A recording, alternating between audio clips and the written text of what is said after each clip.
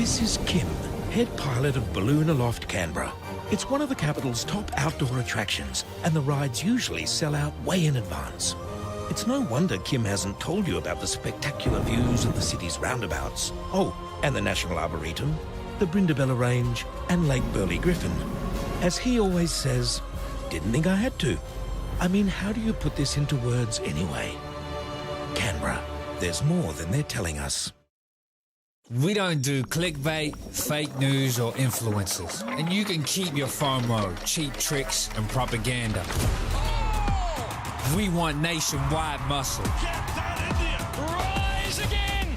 Robust opinion. It's on here! The voice of sport. No way! That is massive! Anything else is just noise. Code Sports. No BS, just sport. Grab the app today.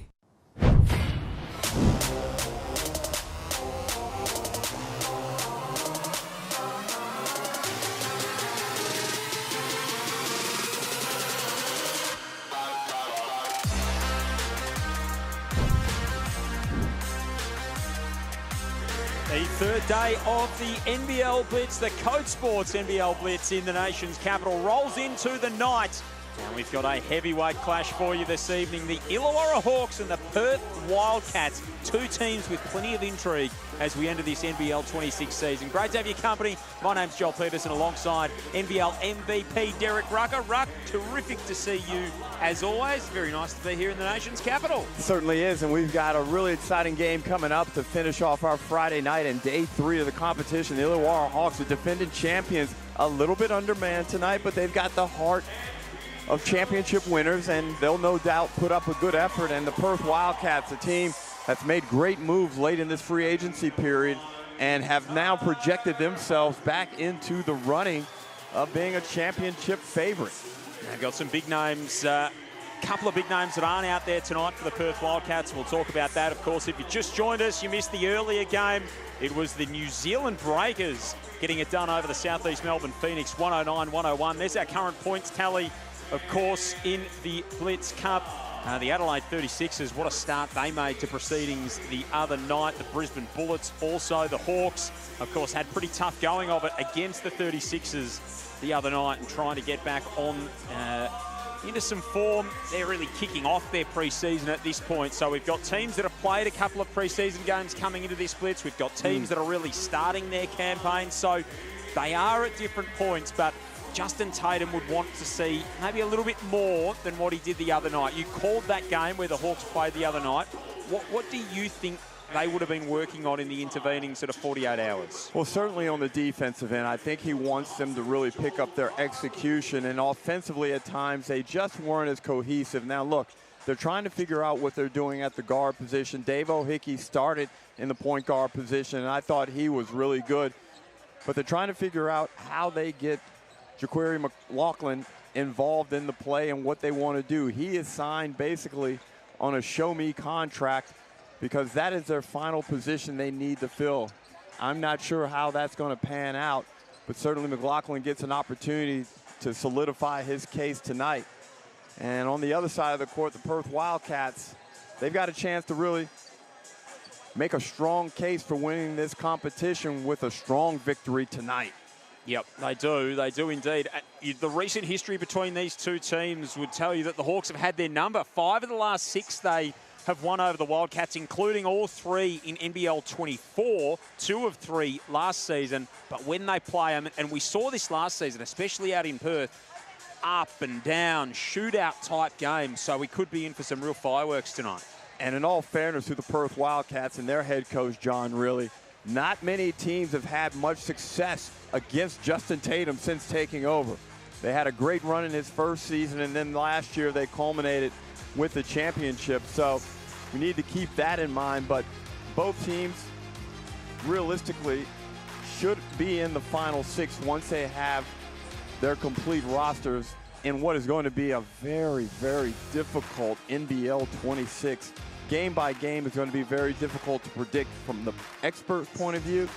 And from the players' point of view, it's going to be exceptionally hard to win basketball games, and we love it. Yeah, it's going to be a grind. It's going to be so high quality throughout the course of the season. Of course, Perth got their campaign off to a winning start against Melbourne back on Wednesday night, Adelaide and Illawarra. So they are the first teams to sort of check out of the Blitz, essentially. They get to take an early minute after tonight. Of course, Perth have got a series coming up back in Perth against a couple of the Japanese B-League teams. And Illawarra is set to go to the Champions Cup over in Singapore. So they've got a little bit of a journey before they come into the action in round 2. And I've mentioned this a couple of times already throughout the broadcast here is I like the timing. Playing the Blitz a little bit earlier allows coaches to go with their troops in these games and coach with less apprehension. And on the back end, once the event is completed, it gives time for coaches to go and work on what needs to be improved upon, what needs to be refined, and also in the case that you sustain any little niggling injuries, you have ample time to get yourself healthy in the lead up to tip-off of the regular season. Indeed. So no Sunday Detch tonight. In terms of unavailability for these two teams, no Joe Luala-Chul, who we thought we may see. So he won't be out there for the Perth Wildcats. No Sunday Detch either. And Christian Doolittle is unwell, the Wildcats tell us. Yes. So he won't be out there tonight for Perth as well. For Justin Tatum's team, of course, no sort of listed. We know that JaVale McGee's not there. Of course, Sam Froling is here, but rehabbing from that Achilles injury. Kobe McDowell-White, Johnny Narkle, both played at the NBL1 National Finals today for their respective teams, so they've had busy afternoons. Let's take a look at our starting lineup. So the Hawks, Ja'Cory McLaughlin, Tyler Harvey, Will Hickey, Mason Peatling and Jonah Bolden. And for the Wildcats, Elijah Pepper, David Aquera, Cam Huthner is coming into that starting lineup, Ben Henschel and Dylan Windler. And I anticipate the Hawks, Joel, will play with a lot of pace. I think they'll try and get out of the gates really quickly and put a lot of offensive pressure on the Perth Wildcats, and in turn, off of a lot of made buckets, then they can really crank up their defense. And for Perth, offensive execution, it's an opportunity for some of the lesser-known players to show head coach John Riley that they can earn court time, and it's a way to build a coach's trust in your abilities. Absolutely it is. A couple of the coaches doing what we've seen over the last couple of years and just letting some of the assistants take the reins. It's been Scott Roth who's done that a lot over recent times. Joel Carlo's just addressing the Illawarra team at the moment. John Riley walked past us a little while ago in the shorts, which is a bold decision in this part of the world, Derek. It is a bold decision. It's got real PE teacher vibes from John Riley. Well, not only the aesthetic of it, Joel, but the fact that it's about 7 degrees outside. It's borderline belligerent from the Perth coach. He just doesn't care what the temperature is. He's going to make a statement and say, I'm ready for action. Well, this isn't the NFL or the NRL or the AFL. You don't have to prove your toughness. Don't need the cut-off hoodie in these parts. Bill Belichick style. Commiserations to all our Cowboys friends out there while we're speaking of the NFL. And a very good evening to Damon Lowry, who will no doubt be tuning in to our broadcast tonight. Of course, KO and Disney Plus, the places to get it. It's great to have your company wherever and however you're watching right around the world or right around the great nation of Australia. The Illawarra Hawks and the Perth Wildcats. Game 5 of this Code Sports NBL Blitz. The second game, game 6 I should say, the second game of day 3. Who are you, so for the Wildcats tonight, who have you got your eye on? Who are you most looking forward to seeing in action? Ben Henschel looked sharp the other night, but now being down their import Christian Doolittle is where he has to shine even more. Without being sloppy and careless, let's see if he can play a really mature level of basketball and be highly productive on the offensive end. For the Hawks, I like to see Jonah Bolden get himself going.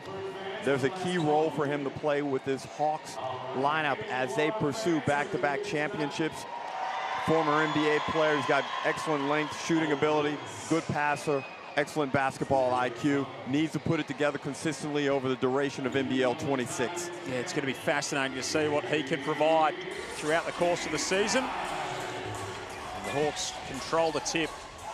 He had a reasonable night the other night, 4 and 9. A couple of blocks in there, but his activity looked pretty good in his 21 minutes, Jonah Bolden. And he's straight away launching a triple and connecting here. That's a very nice start. There's moments where he looks like that NBA player, but we know he missed some time from the game, and McLaughlin really heating up Henschel. Only shot it at 27% last year, Jonah Bolden from 3. And he's a better shooter than that. And he'd proven that the previous year with Sydney. So we know that he's got it in him. McLaughlin back the other way, takes a little bit of his own back. Joel, already you can see the Illawarra focus is significantly better than it was the other day against Adelaide. Windler from deep. What a start we're off to here. Windler says, focus that.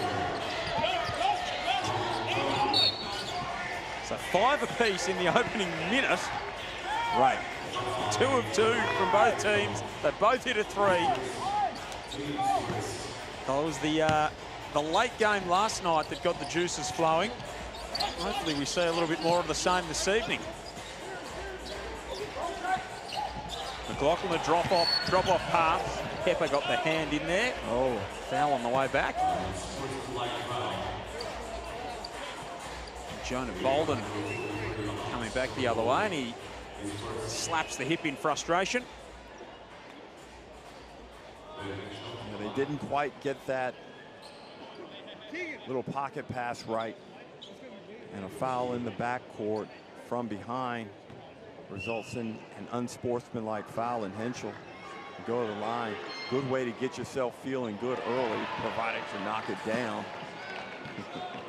You could be feeling pretty good or pretty ordinary, depending on how the second one goes. It's more like it then. Second and 2 will go. Linwood product. Ben Henschel, one of the outstanding young talents in the NBL, flirted with going into the NBA draft. Didn't do that. Flirted with going to college. Didn't do that. He's back here in the Wildcats uniform. And we're selfish, but we're pretty pleased about it. Correct. Had some really big moments in that semi-final series last year. Charged with the sort of the primary assignment on Chris Golding, and he learned a couple of lessons, but he kept coming back for the challenge. He did, and that's the downside of being a young player. Nice pass. Sometimes the lessons you have to learn to become great are painful. Wildcats up by 3 in the early going.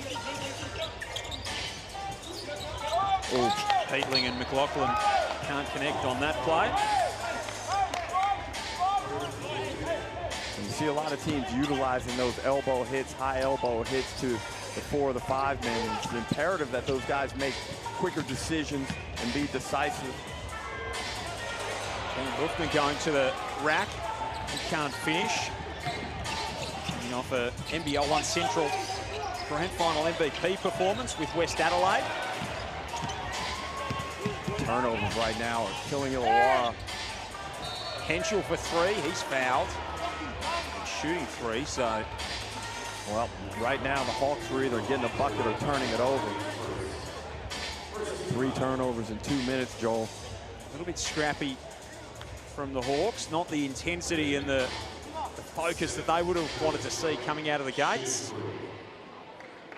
And today's head coach, your namesake, Joel Kalu, goes to the backup game plan sheet because he wants to see better ball control.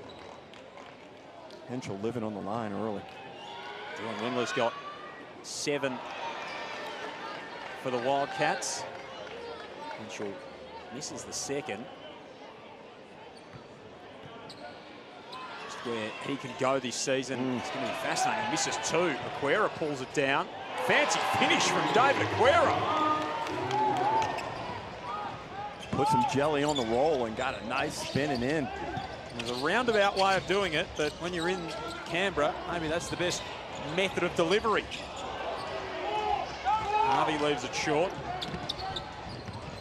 Season Tyler Harvey had last year, all NBL first team. Henschel puts the moves on, likes the matchup with Peatling and nestles that one in. And Joel Kalu's seen enough in the early going. 2.5 minutes in, the Wildcats have raced away to a 13-5 lead. A very bright start from John Rilly's squad and a little bit to work on for the Hawks. And the Hawks came out in the first few possessions with good defensive focus and intensity. But you have to be able to maintain that. You can't let teams off the hook, and the Wildcats have continued to execute on the offensive end. Windler and Hensel with 11 points between the two of them. But the turnovers have hurt Illawarra. And again, another exciting start. Indeed, especially for Dylan Windler with 7 early points. The Wildcats 5 of 6 in the early going here. Great to have you with us. The Code Sports NBL Blitz. Joel Peterson and Derek Rucker will be joined by Matt Campbell, the Hawks GM, who's going to sidle up in the second quarter and chat through exactly what they're looking at the moment. As we said earlier, they move along to that Continental Cup in the next little while. Hickey making his way back out onto the floor. No lineup changes for the Hawks. Maybe just a narrowing of the focus.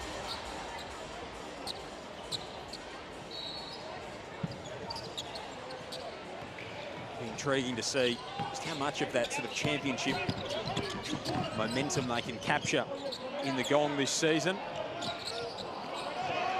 Such a story in that place was buzzing with such energy at the back end of last year. Love to see them from a crowd and interest perspective really pick up and run. Speaking of, here's Davo all the way. And you're right, and Davo Hickey, his second half of the season last year was electric. Eventually, in one of the more noble acts of sportsmanship that we've ever seen, was granted the Championship Series MVP by Matthew Dellavedova. I haven't seen you in person since then to ask you, what was that like to be there and see that happen? In all honesty, we realized there was a problem probably after Game 4 if the Hawks were to win, because Dellavedova's contributions throughout the first 4 games had almost put him in an unassailable position to win the Championship Series MVP. And I think he did the proper thing and corrected some systematic wrongs. As Windler lets one go from deep and Hickey fouls him. And Windler will go to the left foot to try and make sure he's okay. I want to see Dylan Windler going down with anything. He shot that from Queanbeyan. He was a long way away from home ruck. And you know what else you don't want to see is your team fouling three-point shooters multiple times in the first 4 minutes of a basketball game. So is that just an attention to detail thing or a focus thing? What would you put that down to? It's just careless, and carelessness usually is a result of mental focus or lack thereof, and Hickey just makes a mistake there and crowds Windler in his landing area. Decent start for Dylan Windler. Well, Perth have now shot. You know, we're getting up to, this is free throw number 8. Yeah, 3 and a bit minutes into the game. It's pretty extraordinary the way this game started. Hickey on Russo Nance. It's a little bit strong there. Elijah Pepper coming off unbelievable season in the NBL 1 West with the Warwick Senators, doing a lot of that and making more often than not. And Diego Query, we saw him right there battling on the boards. He's someone else this season who I think can make a nice little jump. Finds himself in a tough matchup on the perimeter, isolated against Tyler Harvey. Commits a foul, and Harvey will go to the line to shoot 2. So herky-jerky, look at that. And actually, that foul may have been on Pepper reaching in. What do you think the growth in David Aquera's game needs to be to earn a more regular spot in John Riley's rotation? Well, he had good stints in the postseason. And I think plays like that, what we just saw, where he's tipping the ball without success, he needs to finish those plays off. Either secure the possession or get the ball back into the bucket. Those close enoughs aren't good enough for a team that's vying for a championship. Makes the pass to the corner here. Pepper from deep. That'll go. What a start this is for the Wildcats. Well, it's apparent that Pepper has a super green light. Speaking of which, Harvey from deep, no passes, pull up 3. Bucket Harvey. We've said that many times over the course of his career. Put together a great season last year. Bolden with the pressure on Aquera, forces the turnover. McLaughlin throws it up to Peatling, can't finish, but cleans up his own mess. And Joel Kalu will go to his bench with Wani Swakala-Bullock and Todd Blanchfield, 2 key members in that championship series last year. Both those guys performed to an exceptional level. Blanchfield coming off the NBL 1 East MVP with the Hawks in the lower-tier competition. Now another turnover forced by the Hawks. Bolden takes it strong. He's fouled, so they get a little bit of their own back. Tough passage of play there from David Aquera. 2 turnovers out high on the floor and then commits the foul there. Comes out of the game. Saltu to Sufner. Noah Kwaku-Herg comes in for the Wildcats. Lat Mayan as well. One of those NBL 1 Central champions with West Adelaide. Illawarra have done a good job in the past couple of play phases in cranking up the defense and igniting fast break opportunities off of turnovers. You've got to convert these free throws. Jonah shooting free throws. Dad Bruce, an interested onlooker on the baseline at that end of the floor. Well, there's been a bit of a West Sydney Razorbacks reunion here with myself, John Riley, Simon Dwight, and Bruce Bolden. Windler tees one up. That won't go. Pepper likewise. Dave O'Hickey almost goes crashing into the Perth bench. And I really like Elijah Pepper's commitment to what he does well, which is shoot the basketball. He's getting them up. He's already knocked down 1. Nice curl cut. He's not shy. We know that about Elijah Pepper, and Windler inside. Dylan Windler, I mean, if he can stay healthy, if he can stay available. John really spoke at times last year about him needing to be aggressive and play more like he did in college because he's a consummate team player, but having a bigger role in the offense. Yes. I mean, it seems like something he is capable of. Do you think that would benefit this Wildcats team? Well, last season he benefited them, and you look at his advanced metrics last year, outstanding individual net rating, and he shoots the ball really well. Appears to be an outstanding teammate as Harvey's getting his groove on. Didn't play much in that first game on Wednesday night.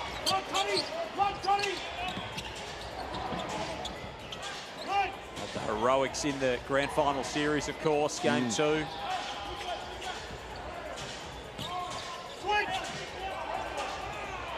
Russo Nance left alone and makes them pay. Good offensive execution. The ball movement was sharp and on time. Russell Nance gets a bucket. Ooh. Hickey back the other way. Windler gets a hand on that. The Wildcats claim that it was last touched by Harvey.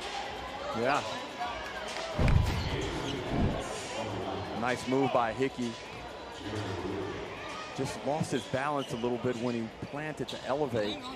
Might get a better look at this from the baseline to see Tyler Harvey catapulting onto the sideline, but John really will go to the review. Not all fans and coaches are fans of the review in the preseason, but really's coaching it up. Why not? They lead by 7 in the early going, just under 4 minutes remaining in this first term. The Code Sports NBL Blitz, from slam dunks to the stories you don't see on game night. Code Sports has your NBL covered like no one else. Expert analysis and insider access on and off the court. Head to codesports.com.au today. They certainly bring us closer to the NBL action. Good in-depth analysis. Hit those articles on social media. Nick Randall was on my flight today. Matty Logues here in the venue. Here. Great to have them here. Tim Donnelly, part of the coverage last night. Yep. Just pure hoops coverage, baby. That's what we like to see. We also like to see fans in seats. There's plenty of them again tonight. A lot of interest in this part of the world, of course.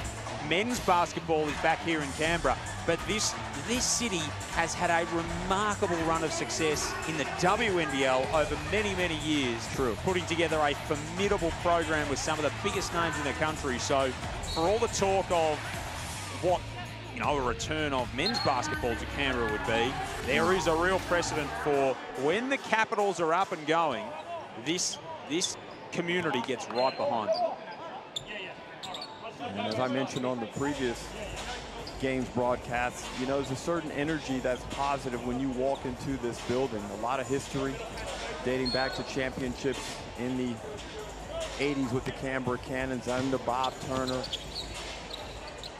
As Jaron Really, the left-hander, son of head coach John Really, and he's no product of nepotism. Had a very good college career, and I watched him in the first game. The dude can hoop. He knows what he's doing. Absolutely. Rucker Hurt getting involved on the defensive end for the Wildcats. Russo Nance comes up empty at the other end. And was involved in that play. So, of course, John Really's a former teammate of yours. Correct. What's it like for you to see his young bloke out there running around? Joel. Great question. And it's very humbling when you see them in full man form. And it's also great, and it means that a lot of good things have gone on in that young man's life. Obviously, I've known the Really family for an exceptionally long time as Blanchfield gets to the bucket, but the same thing with Jonah Bolden. And the list continues to grow as so many former players, offspring, get roles in the NBL.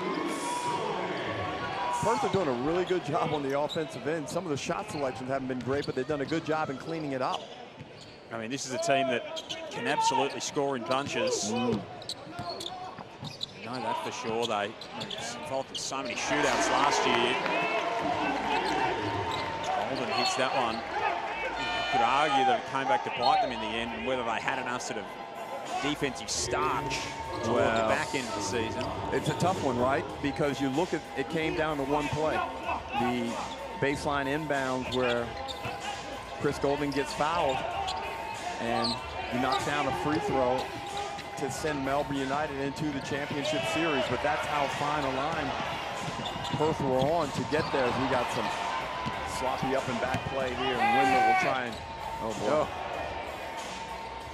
Just need to settle things down for a minute out there. 20-28, still 2 minutes remaining in this opening frame, so plenty of scoring. And margins are so fine, you're right. Rucker Hurt making his move. Pass out to Really, who buries the triple. Well, if we were doing DNA testing, it would come up shooter. Runs in the family. Bolden's knocked down his third three ball. Hereditary on all fronts out there this evening. The shooting gene. Bolden's got 10. Windler's got 12. Russo Nance drops it off to the big Frenchman who can't hang on. Our first, certainly my first look at Noah Kwaka-Hurg in person. Swakala Bullock can't finish. Mayan is set for an opportunity with the Wildcats this season. Of course, played his best game of last season in Perth in that very first game of the season. Hoping he can recapture a little bit more of that form at RAC Arena throughout the course of the year. I think he will, Joel. He's someone who in this free agency period, with all the big signings and the blue chip maneuvering, probably someone that's been overlooked, but he was playing good basketball until he sustained an injury in that early part of the season and never really got himself back on track. But the acquisition of Lat Mayan and Sunday Deck is a good move for that franchise. Good role players. They know the league. And I think they're probably both happy to be back in Perth. The one thing about Latmain particularly that struck me, and I saw him earlier today, and then you see him in person, he's a big dude.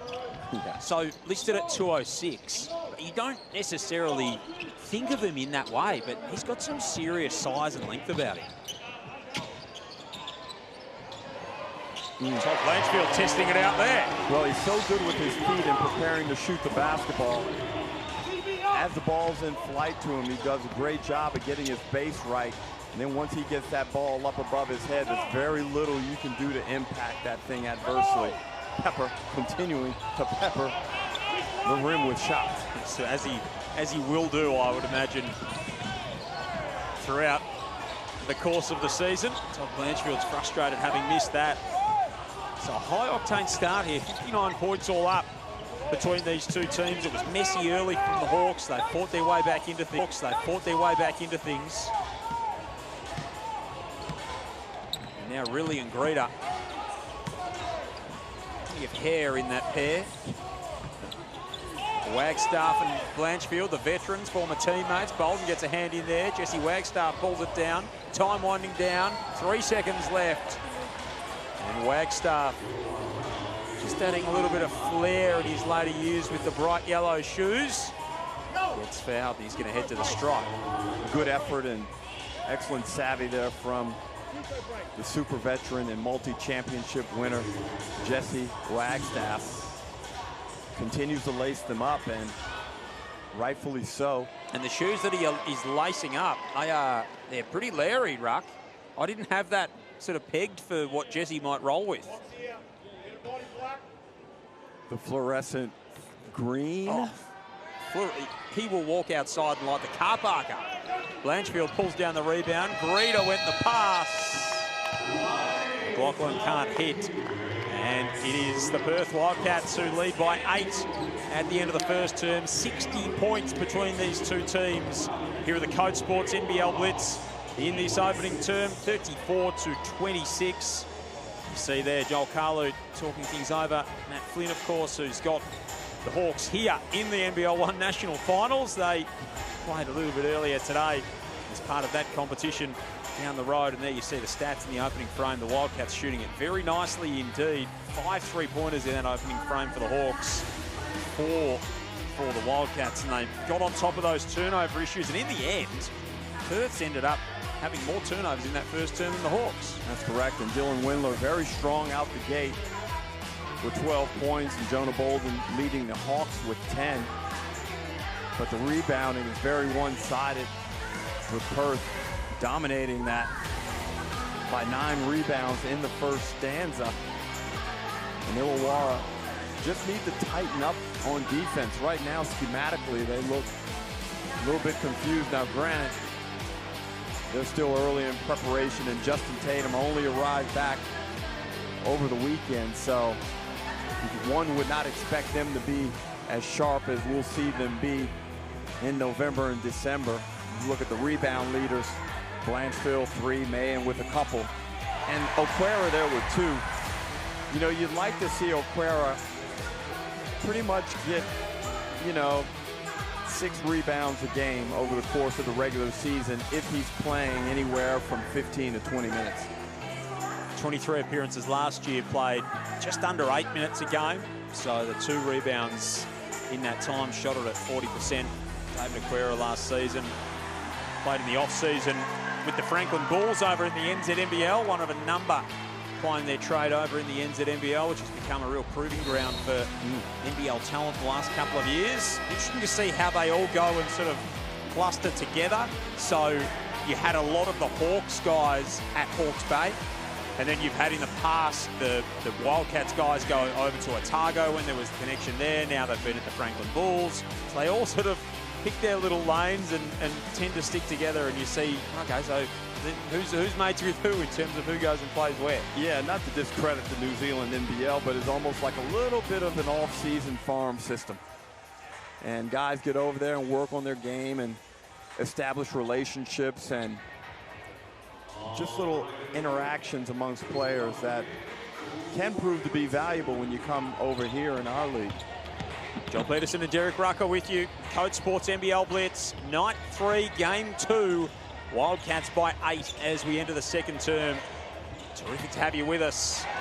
As Tom Jerovic is denied by Jonah Bolden. Again, some good activity and energy from Bolden. I'd like to see that. It wasn't something it felt like he always had in his game last year with the Breakers. He certainly brought it to the table in his first couple of outings with the Hawks. Shot clock. Needs to be a half-court heave from Aquera. Heave it was.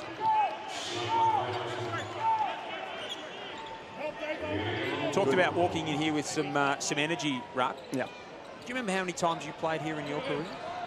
That's a fantastic question. Okay, Joel, I think I played here 13 times. Do you know that, or you think That's a guess. you played here 10 times? Yes. What do you reckon your win-loss record was? Here in this venue, I would say I was 6-4. Oh, 6. Well played. Thank you. 6-4 indeed. 38 points at your very first outing here. Just rolled up and lit the joint alight. Right. Did not know that. Back in 1990, your MVP season. So this place has been part of NBL history for a long, long time.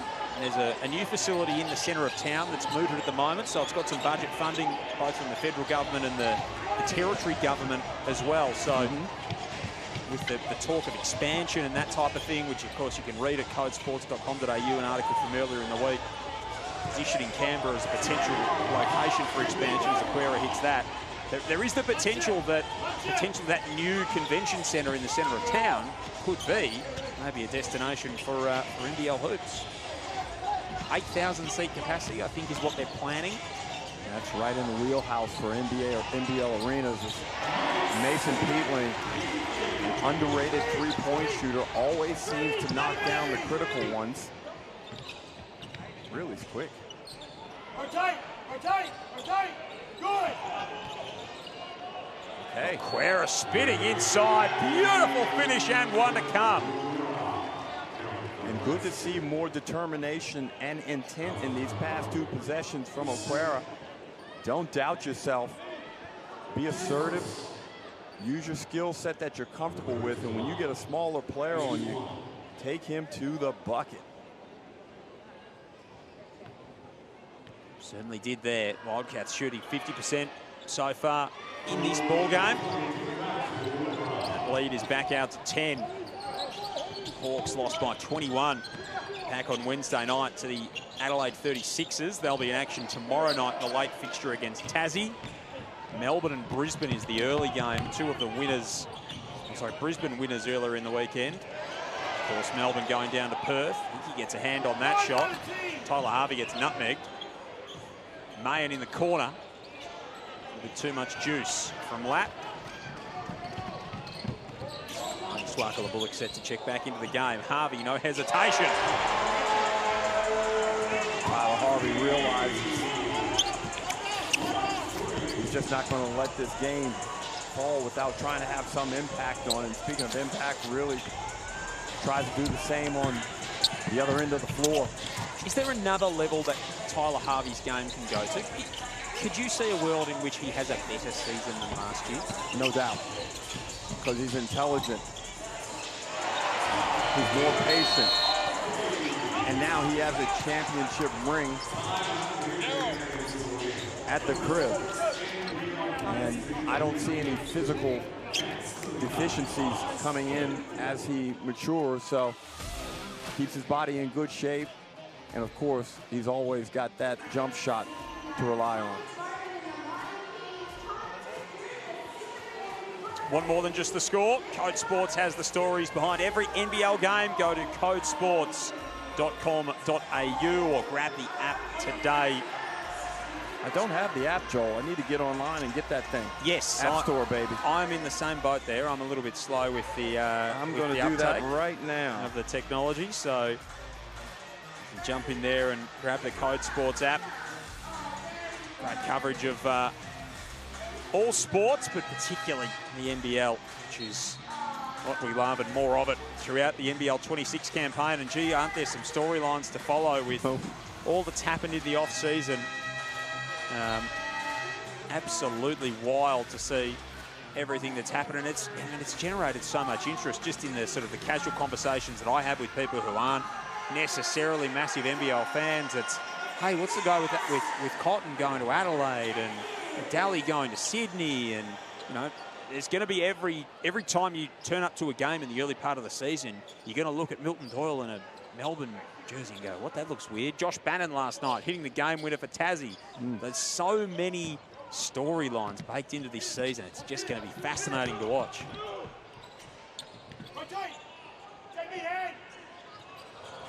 That's just the big names. You've got then you've got those looking for opportunity, and so much to like about what this campaign will deliver.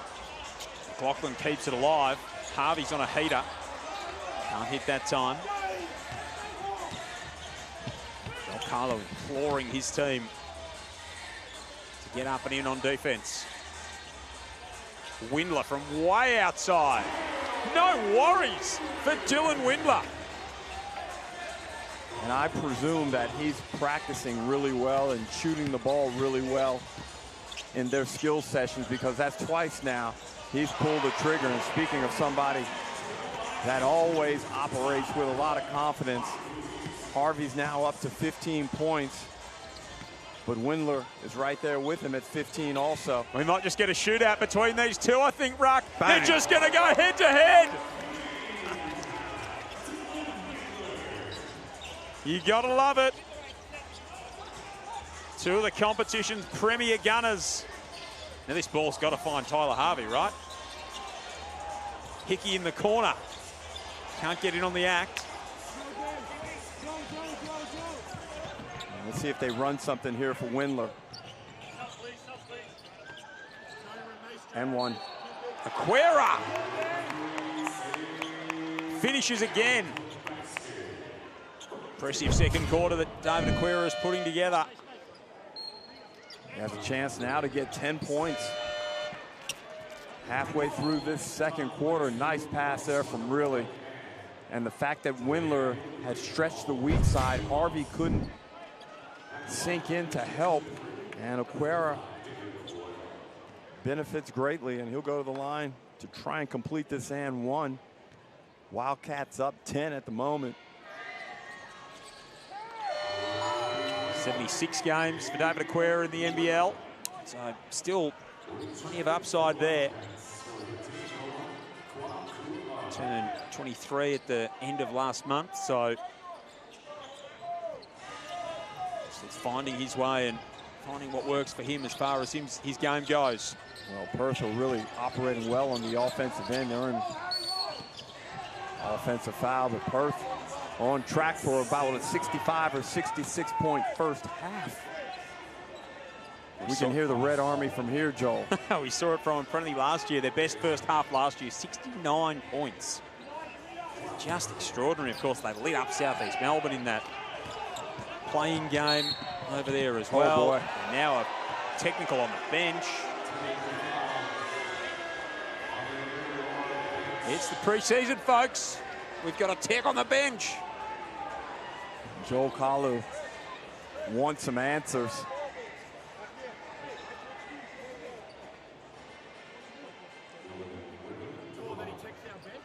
Dylan Windler with a couple of freebies.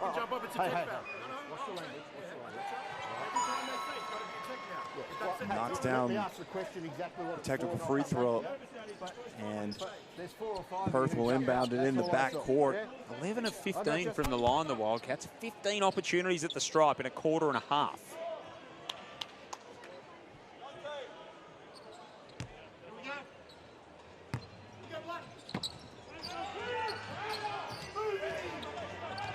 Illawarra upset the way screens are being officiated on both ends of the floor. They feel like they're not getting a good shake. That's a great curl cut from Windler.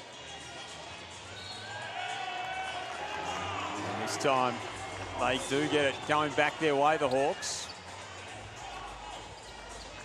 A little bit of mirth in that as Joel Carlo applauds the fact of the ball going out of play. Joel Peterson and Derek Rucker with you Night 3 here at the CODE Sports NBL Blitz at the AAS Arena in Canberra, the house that Felix von Hoff built. Marty Swakala-Bullock goes upstairs, has that deflected, but it's last touched by a Wildcats hand. Your thoughts on the new Wildcats jerseys? I think the Wildcats always do a great job with their merchandise and their in-game kit. And this is no different. I love the black ones that they had last year. Yep.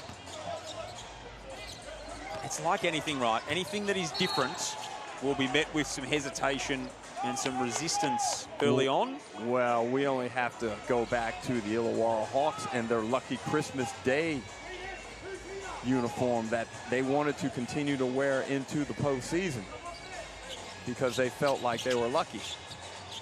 And they had one last year too. Was the Birdman uniform they had last year that they did the same thing with. So just a particularly superstitious group. I think they were just good, Joel. I think they could have worn anything. Yep. Whatever works for you though. Kwaku Herg, the next star. Windler in the corner. Travels on the closeout. 12-point Wildcats lead, 4:11 remaining in the second frame. Windler's got 19 to lead all scorers. Blanchfield, McLaughlin, Swakala-Bullock, Greeter and Froling out there for the Hawks. Russo Nance, Windler, Kwaku Herg, Hoofner and Pepper. Corey McLaughlin misses that one, as you mentioned earlier, Ruck, on a bit of a trial period, so to speak, to see whether he can force his way into a contract, as Dan Greeter finishes that one with the layup. Have you seen enough so far that will indicate that he might be the answer as Blanchfield races up the floor and lays it in? I liked what he did better in game one than what I'm seeing tonight for Illawarra. If this is just an average game from him in terms of going back-to-back and what they need from the position, I don't think this would be enough. Given what I see throughout the league, it doesn't mean he's not a fine basketball player, but keep in mind, he's trying to replace one of the best players in the competition last year in Trey Kell. Hoofner for outside, hits the three. Joel Carlu calls for time. 41-55, so the Wildcats have just pulled off another little mini run here to extend that lead. So if you had your GM hat on, and I can see Matt Campbell, I've been eyeballing him, trying to get him to come and talk to us. If you had your GM hat on, what type of player would you go for with the open roster spot the Hawks have? Having a look at McLaughlin now and the way this Hawks outfit is coming together, I just believe you need a real gun at that one position. And when you have that, it will allow Dave O'Hickey to do so many of the brilliant things that we saw him do. What type of player that, like? He's got to be able to shoot, pass, lead, everything. He's got to be complete. I'm talking, it doesn't have to be quite to the Kendrick Davis level, but of that ilk. Yep. Yep. So it's not, you're not looking for a specialist to say, no, we want to bring in a facilitator, we want to bring in just a shooter. We need to bring in a player who can do a little bit of all of that. But at a very high level. Yeah, so quite a bit of all of that. Quite a bit of all of that would be nice. And I mean, especially at this point of the season, maybe easier said than done in terms of finding that person. Well, there's no doubt about that. And look, it is the preseason, and you're not going to get the best out of Tyler Harvey, and you're not going to get the best out of Dave O'Hickey. These guys are coming off a championship. There's a sense, I'm sure, amongst the group that it's inevitable they feel like they can crank it up when need be. Greeter from the corner.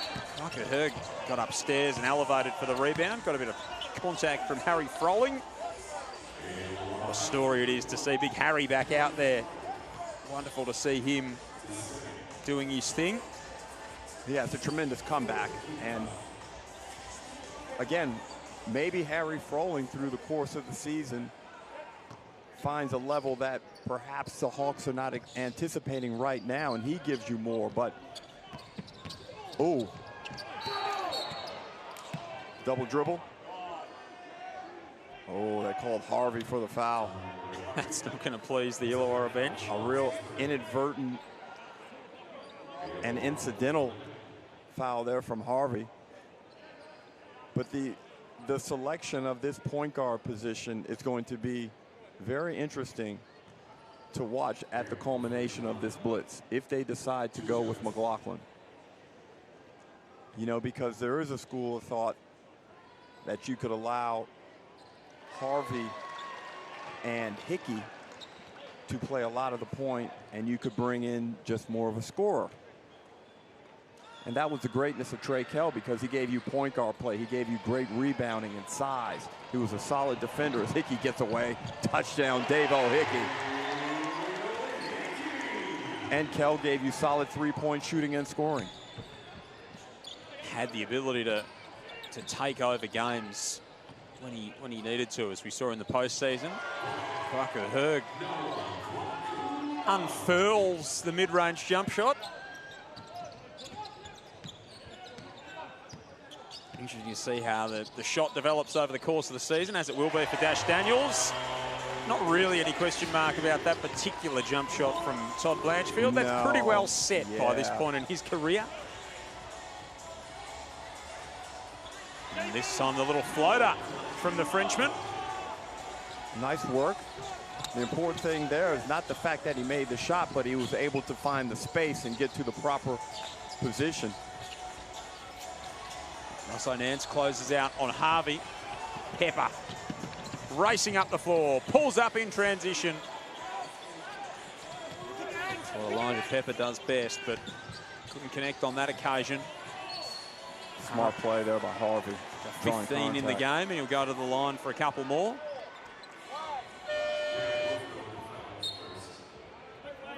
Wholesale changes coming in for the Wildcats here. Wagstaff, Windler, Henschel, Riley, Wolfner, Russo, Nance, Crocker, Herg, and Pepper. A couple of coaching changes for the Wildcats this season. Of course, you know, no Jared Martin, who's headed off to the States. Jacob Chance headed off to the States as well from the Melbourne United side of things. So some great opportunities for not only players to test themselves at the next level, but for up-and-coming coaches as well, which is great to see. And congratulations to those guys. And it just shows that if you're keen to learn and you're curious and you have the confidence to express your beliefs about the game of basketball, and you have some luck and some things go right for you also, you can find yourself in the big show. Minute 15 left here in this term. Wildcats by 13. Windler just can't finish the work.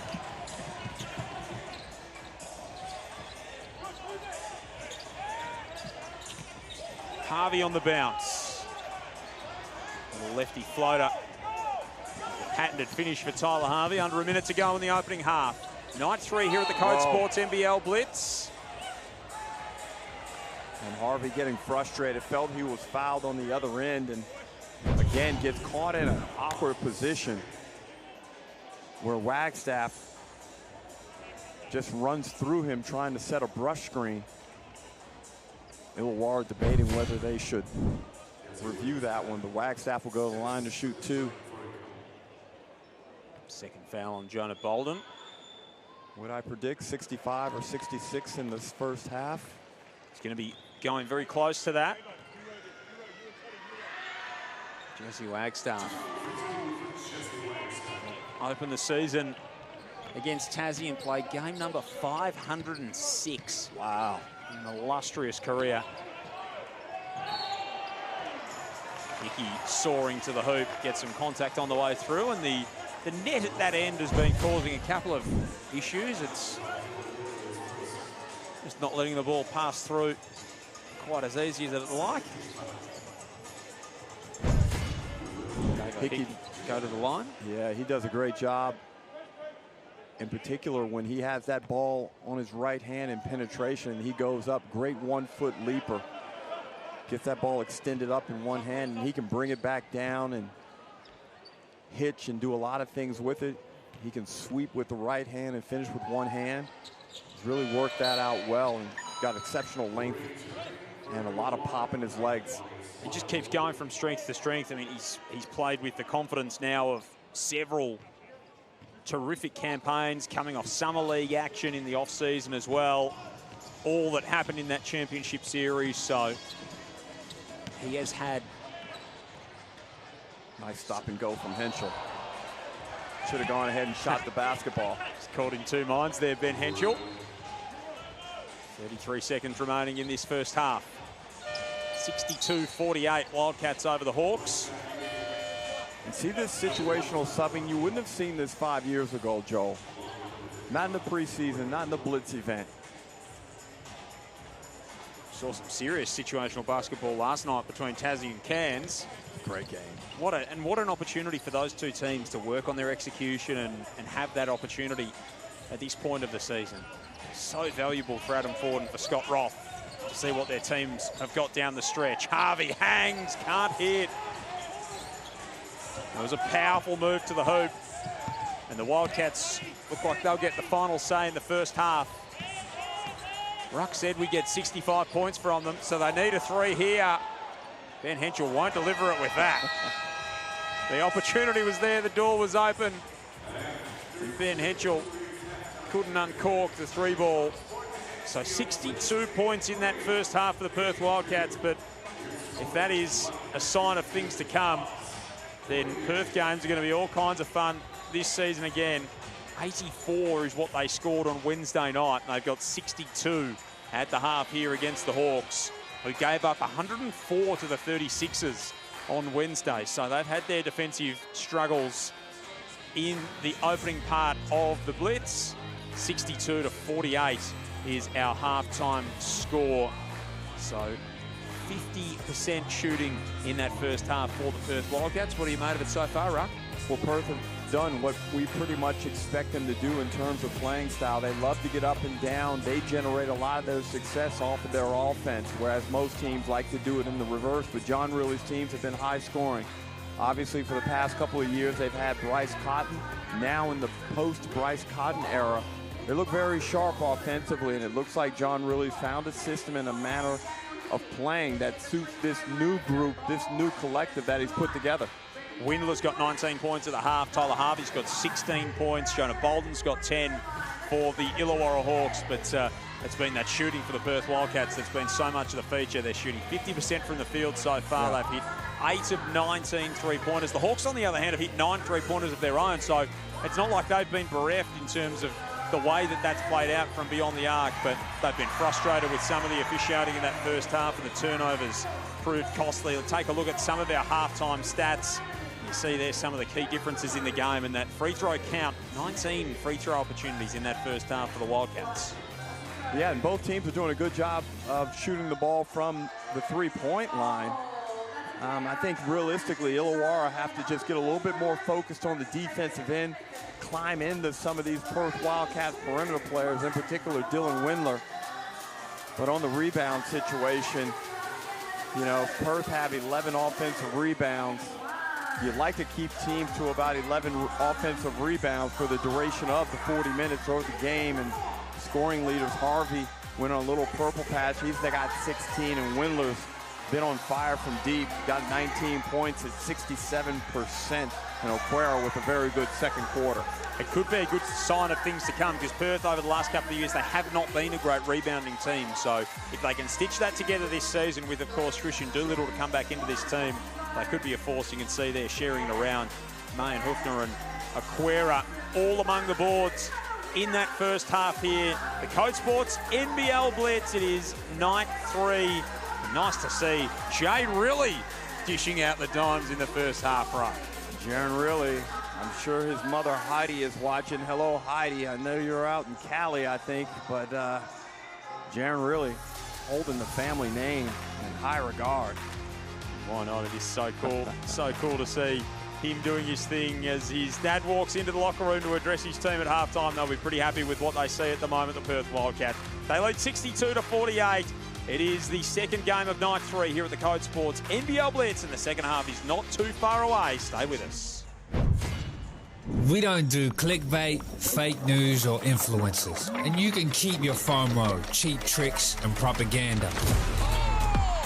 We want nationwide muscle. Get that India. Rise again. Robust opinion. It's on here. The voice of sport. No way. That is massive. Anything else is just noise. Code Sports. No BS, just sport. Grab the app today. Oh my goodness.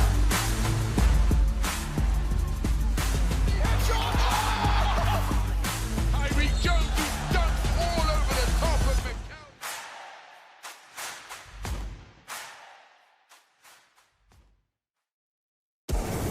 This is Kim, head pilot of Balloon Aloft Canberra. It's one of the capital's top outdoor attractions, and the rides usually sell out way in advance.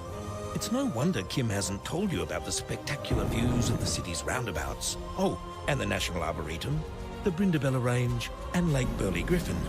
As he always says, didn't think I had to. I mean, how do you put this into words anyway? Canberra, there's more than they're telling us. Fall in love with Hungry Jack's new Jack's Fried Chicken Southern Style Tenders. Crispy, juicy, 100% Aussie chicken that will have you craving more and more. Now at Hungry Jack's. We are super excited to be here in Canberra this week for the NBL Blitz, and all of the games are at night. So we thought we needed to find some things to do during the day. And Pete, we've been told all about the world famous Capital Brewing and the world famous Brodburger. I mean, we've been here less than 24 hours. The locals say, get down, try Brodburger, and they said there's nice beers as well, so you've got me sold. Well, they are our two favourite things outside of basketball, of course, are beer and burgers. We are dying to get in there and check it out. Come with us, let's go.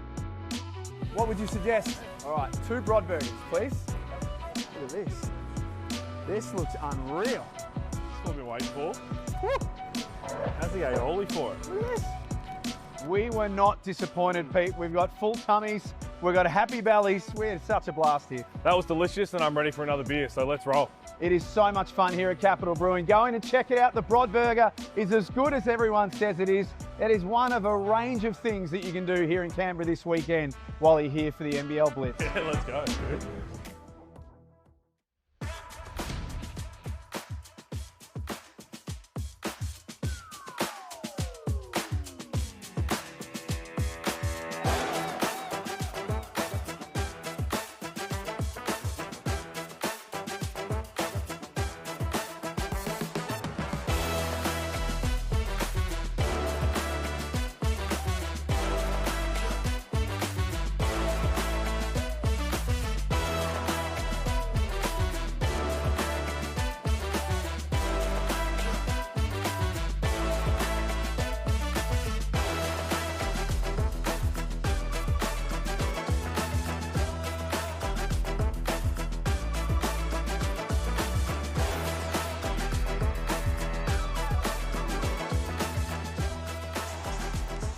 Some of the first half action. It is night 3 here at the Code Sports NBL Blitz. Joel Peterson and NBL MVP Derek Rucker with you in commentary. And it's the Perth Wildcats 62, leading the Illawarra Hawks 48. And for a man who sits 7th all-time in the NBL in scoring, D-Ruck, you're no stranger to offensive showcases, and we've seen one in that first half from the Perth Wildcats. Yeah, both teams feeling good, and they're letting the ball fly. I'm not sure that the execution was always at the highest level, but for the Perth Wildcats, the ball's going through the bucket. Look, we've seen 17 made three-pointers in that first half, and I think now is time for defensive adjustments from both teams, and I'm sure Justin Tatum and Joel Kalu want to see much better defensive intensity from the Illawarra Hawks, because that was certainly below standard. Yep, they want to come out and play with a little bit more pride in that uniform. Speaking of uniform, I'm glad we've both got the uniform memo tonight. That's very well orchestrated from you and I. Hey, of course, we're so excited about this upcoming NBL 26 season. We've got the new TVC, the new TV commercial is going to come out in the next little while, so keep your eyes peeled for that. Oh. It's just going to help to build the excitement ahead of NBL 26. To help preview us, Felix von Hoff has caught up with someone who's going to be a part of it in Gabriel de Ramos. Let's hear from them now. I'm here courtside with Gabrielle de Ramos, who takes a featuring role in the new TV commercial that's coming out to launch the season. How was that for you? It was amazing. I love working for the NBL. I love the basketball, so it was great. And I've been told that you're a Hawks fan. Is that true? Yes. My fiance grew up in the Illawarra, so I love the Illawarra area, and I'm ready to back the Hawks. Now, I've been told that you're a bandwagon supporter and you only got on them because they won the championship last year. Is that true? I'm riding them. Love it. And you're a Muay Thai fighter as well. Yes. Pro Muay Thai fighter through and through. Nice. So when's the next fight? It is in October 11 in Thailand, in Bangkok. Super excited. Nice. Well, good luck for that. Thank you for your services to the NBL, and go Hawks. So much to like about this NBL26 campaign, and there is so much just around the corner. It includes the second half here. It's the Perth Wildcats by 14 points. They lead at 62-48. Don't go anywhere. Second half is coming up here at the Code Sports NBL Blitz.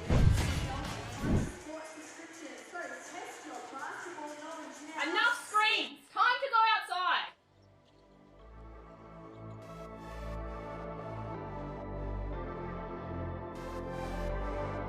Cooper, are you gaming again?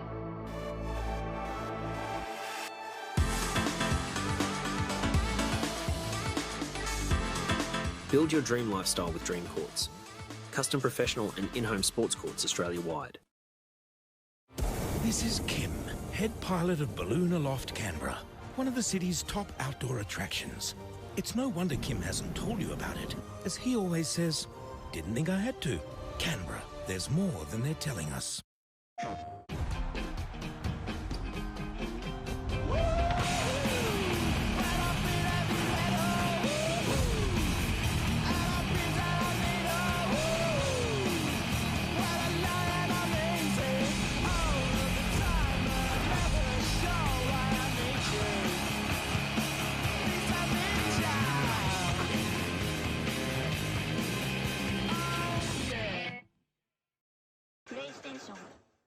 Floriade, Australia's biggest celebration of spring, is back from September 13 to October 12 in Canberra's Commonwealth Park.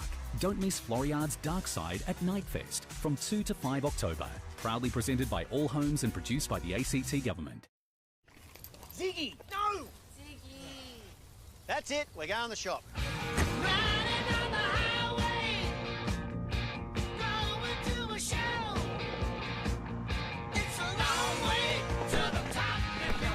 Sausage roll? Got 4 left.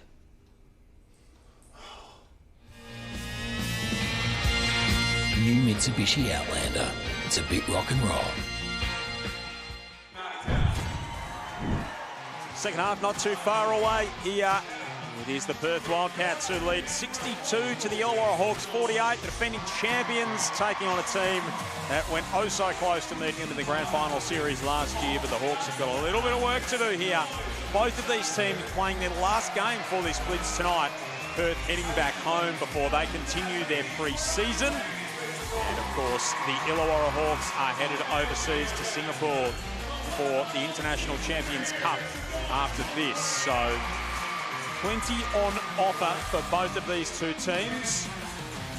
The Wildcats, as well as the Southeast Melbourne Phoenix, playing a little series against the Shibuya Sunrockers and the Ryukyu Golden Kings. So a couple of the B-League teams. Of course, that relationship between the B-League and the NBL is ever growing. The NBL Select squad went over and played the B-League team earlier in the season. And so a couple of the Japanese teams in their pre-season preparation heading out west as we are underway here in the second half.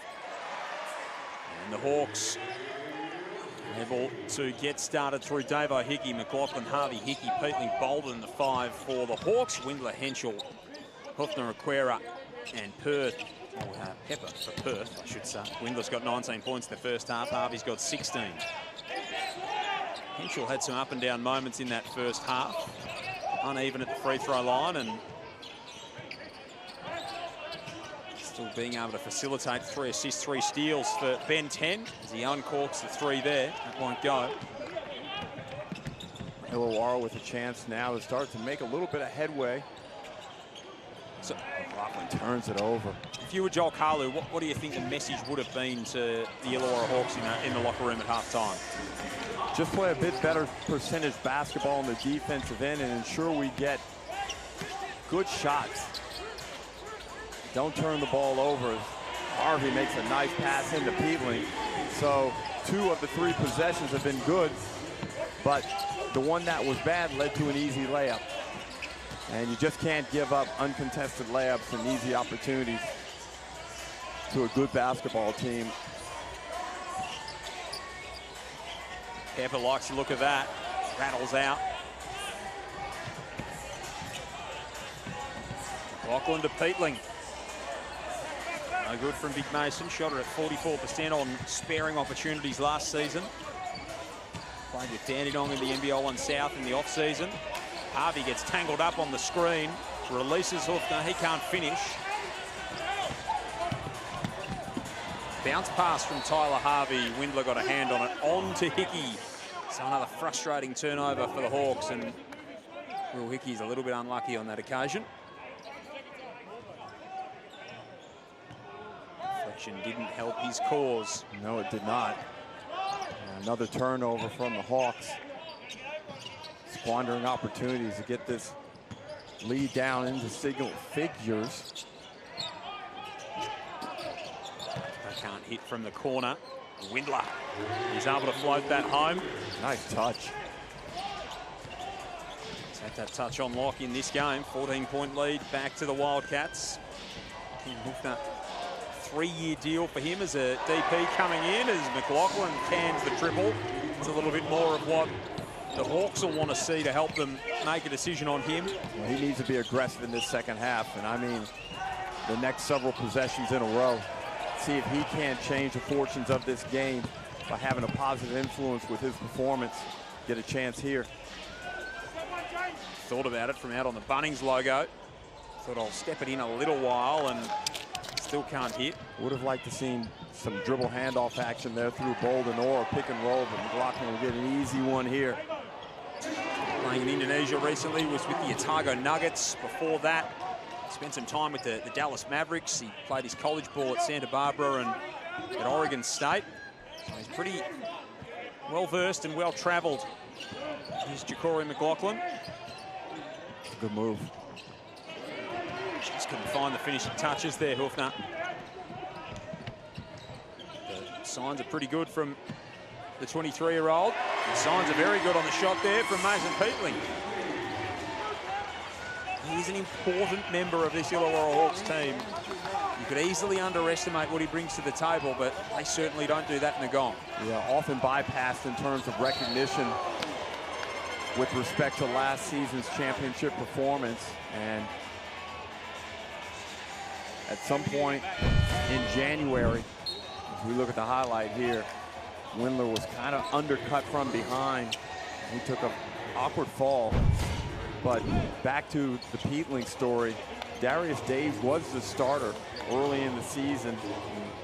Just shortly after the middle of the season, Justin Tatum made the decision to go with Peatling in the starting lineup and bring Daves off the bench, and it really escalated the team's performance, and it stayed that way throughout the postseason. And what a Game 5 that was down in Wollongong in that championship series where they just pounded Melbourne United in the paint.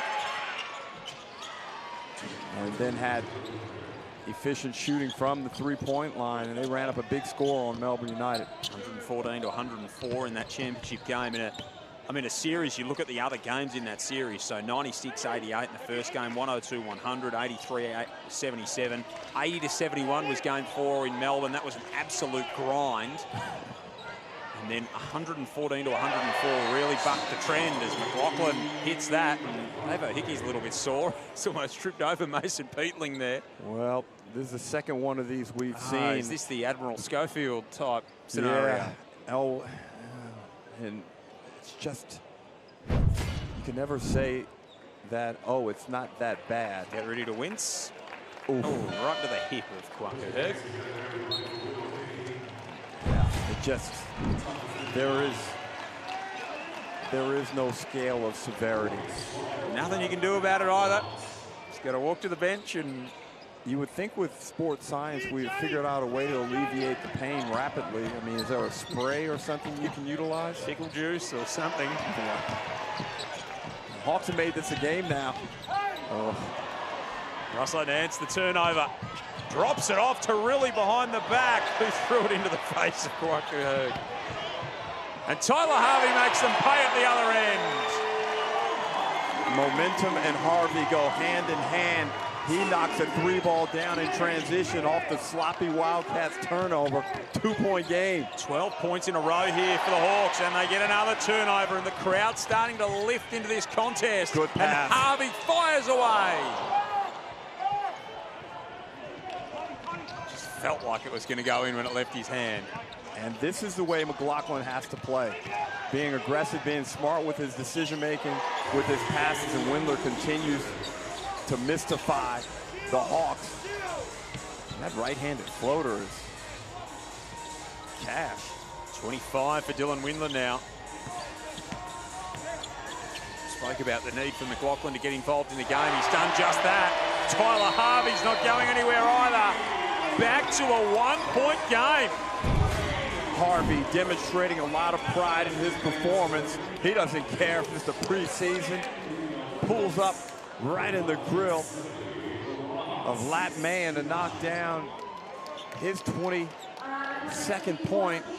And look at that. A thing of beauty. Left-handers always look so smooth with it when they let it go from deep. Season starts September 18. Of course, you can watch throughout the course of the season. The home of Hoops, ESPN. Scan the QR code on screen.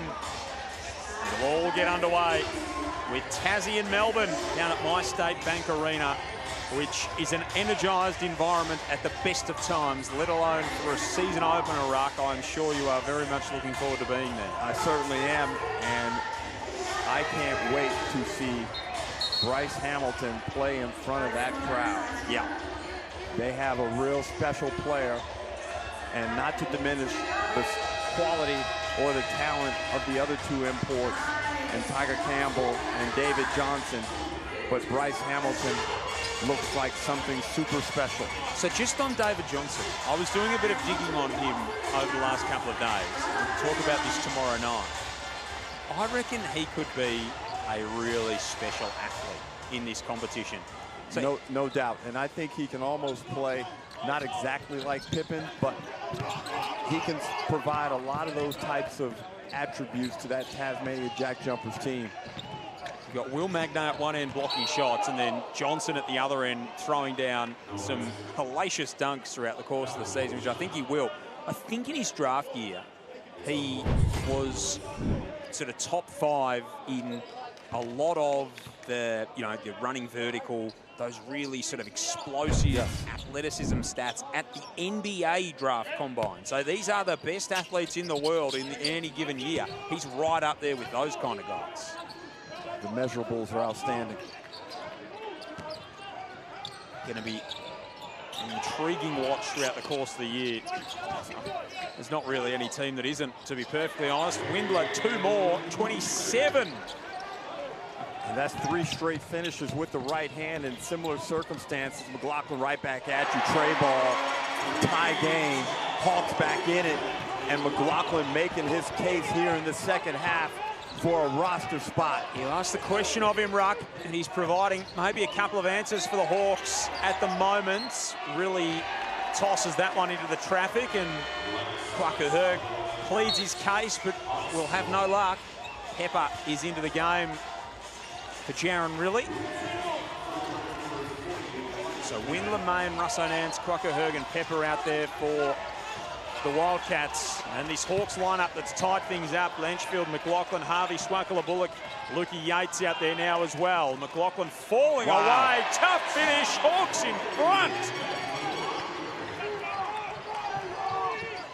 Where's this come from? Down by 14 at 54-68. They lead at 74-72. Now Tyler Harvey's a little bit sore. Dave O'Hickey's recovered. I don't mean to laugh at the misfortune that... Well, I'm just hoping Tyler Harvey hasn't gone down with the same affliction. A little bit exasperated as he heads toward the bench is Harvey.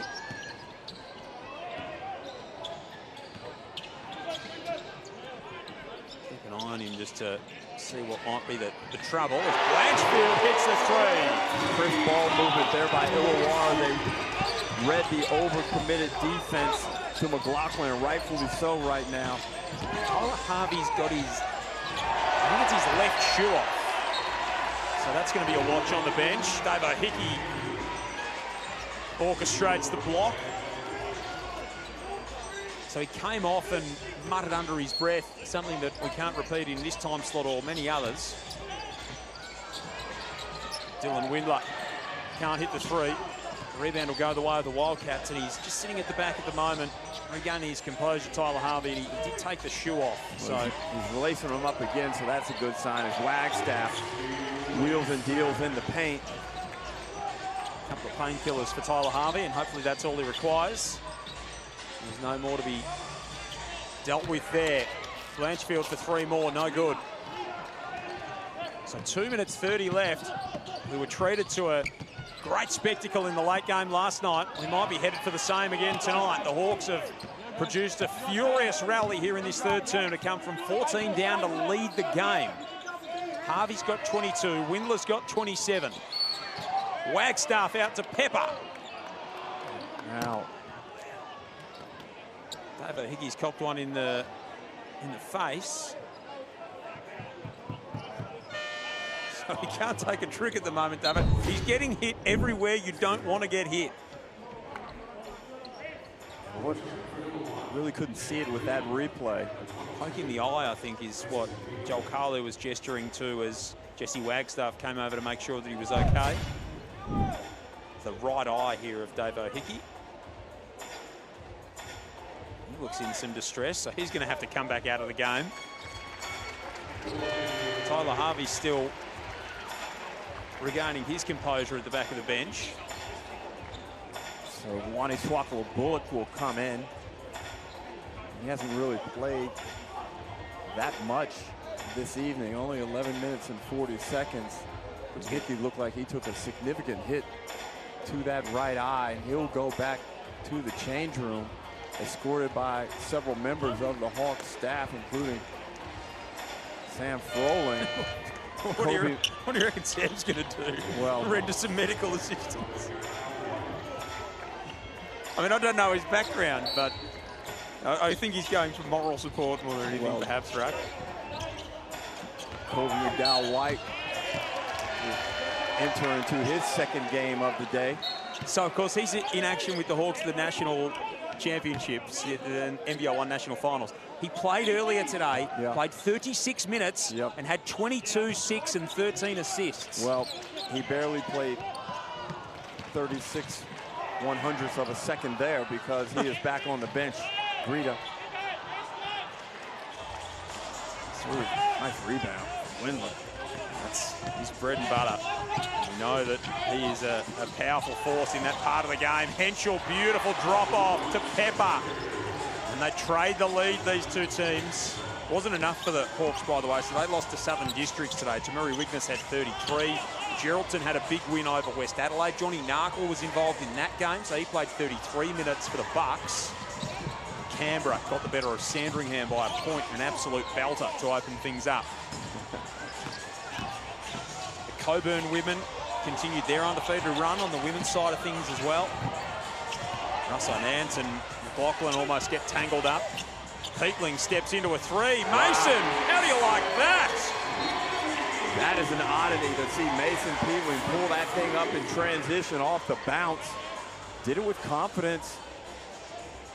And he's had a solid performance. He's got 13 points, a couple of boards, a couple of assists, and 3 steals.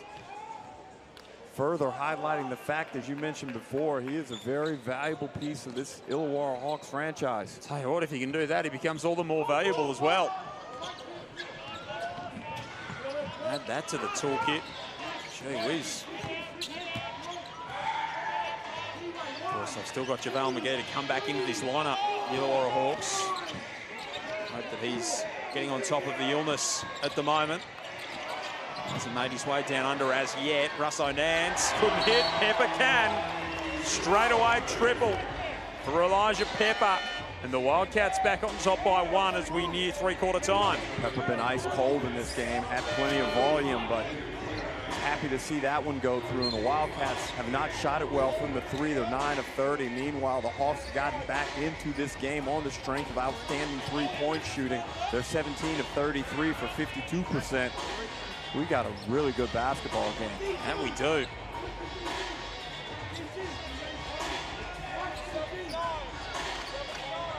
That we do indeed.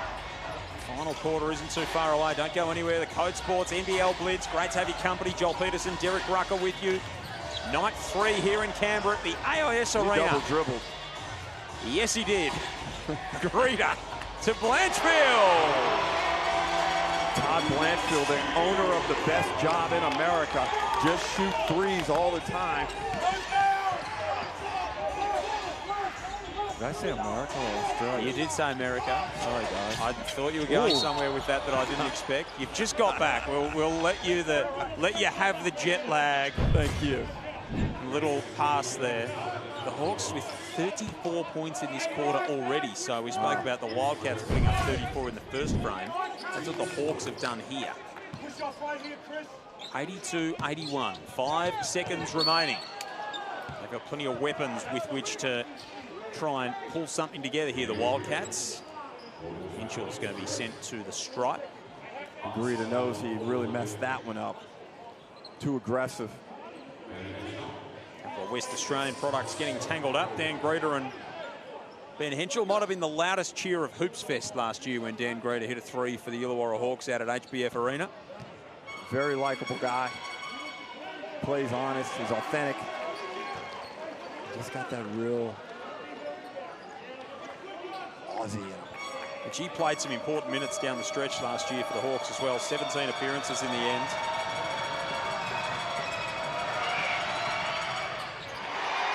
That net's annoying. Yes, it is. Indeed it is. Hawks up by 1. McLaughlin to close out the quarter. He can't get it done, but we turn for home with a 1-point game. And so much to like about what these two teams are delivering here at night 3 of the Code Sports NBL Blitz. 83-82, the Perth Wildcats over the Illawarra Hawks. Dylan Windler has 27 to lead all scorers. Tyler Harvey leads the Hawks with 22. And a 34-point third term got the Hawks back into it. Now we've really got a game in our hands, Derek Rucker. Well, we're right in win-win mode for both of these coaches. I'm sure John really is happy to see his team get challenged. And the Illawarra Hawks coaching staff would love to fight, and the pride that their team exemplified in that third quarter to make this a ball game. As the fans are heating up also with the Foot Locker shootout. Number 7. The young lady in the Will McDowell white jersey just canned the triple first time of asking. Just stepped up and stroked it. And another. And another. She's a ringer. Come on, who is she? She's knocking down jumpers. She needs to trade the New Zealand Breakers jersey for a Hawks or a Wildcats jersey and get out there in this final quarter. Well done to her. Well, the Hawks don't need her. They're 17 of 34, so the Wildcats at 9 of 30 from outside could do with their services, I think. The Hawks have done a very good job of looking after the ball, and with only 9 turnovers, and for all the love that we give about other parts of their play, and especially last season as they won that championship, they were great with the ball security. And it's hard to make them cough it up when you have a couple of guards like Trey Kell and Tyler Harvey. That was always going to be the case. So this season, they aim to go back-to-back. That statistic is going to be vital. And if that playmaker import spot happens to be Jaquari McLaughlin, it's going to be important that he looked after the basketball. In this game, he's got 3 assists and 3 steals.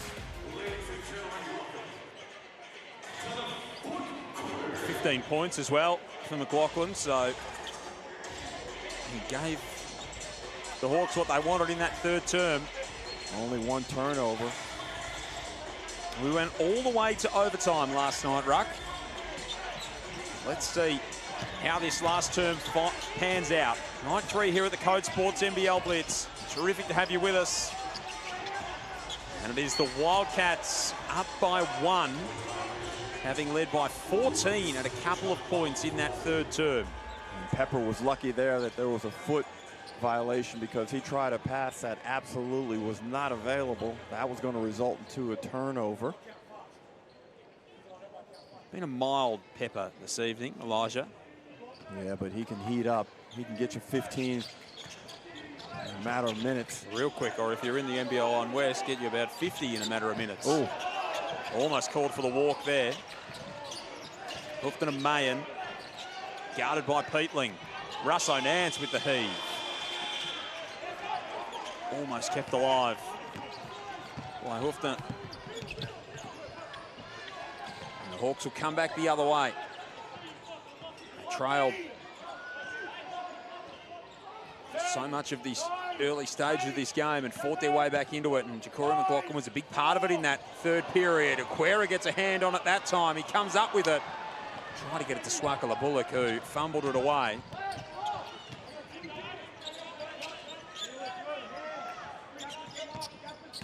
Opportunity for the Wildcats now. Pepper for 3. Just hasn't had it tonight.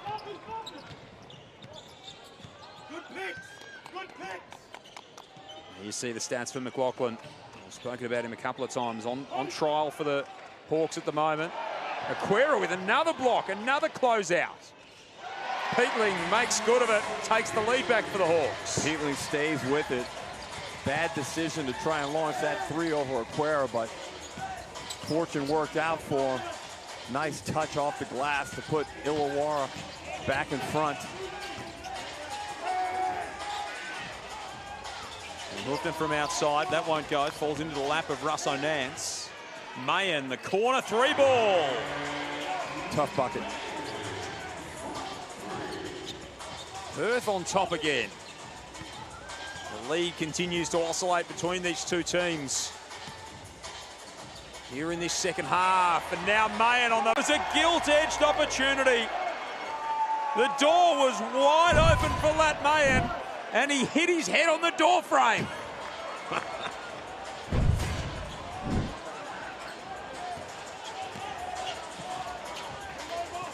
Well, it's like one of those funniest home videos you see where there's a big glass door and someone runs through the glass. They think the door's open or there's a window there. He just had too long with it, I think. Perth make a number of substitutions. John really feeling like now's the time to look for some separation. Brings in some fresh legs. McLaughlin whips it cross court to Peatling. Spin move on Aquera. He traveled. Indeed he did. So good start to this last quarter for Dave Aquera particularly. And McLaughlin's just pulled off a little bit. I thought there have been opportunities for him to try and make plays the past few possessions. You just can't let up.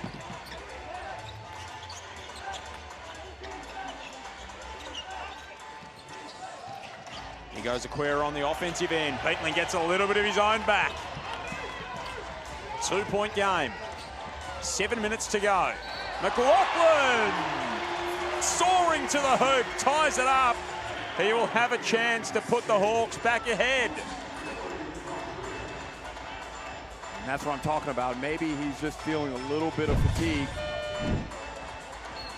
But he's the guy out there for the Illawarra Hawks right now that needs to make plays. And the rest of his teammates will be looking at him like, yo, you're the guy that's supposed to be making plays. Let's get with it.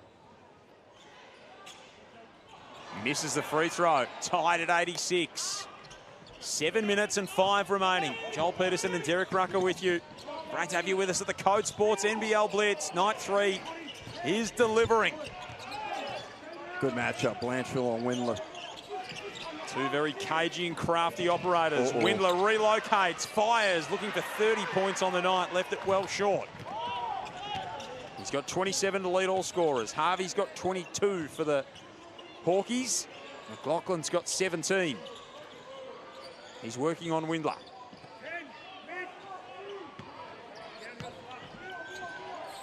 Swakala Bullock weaving his way through the defence. Peatland's playing a great game. McLaughlin's a bit strong on the three.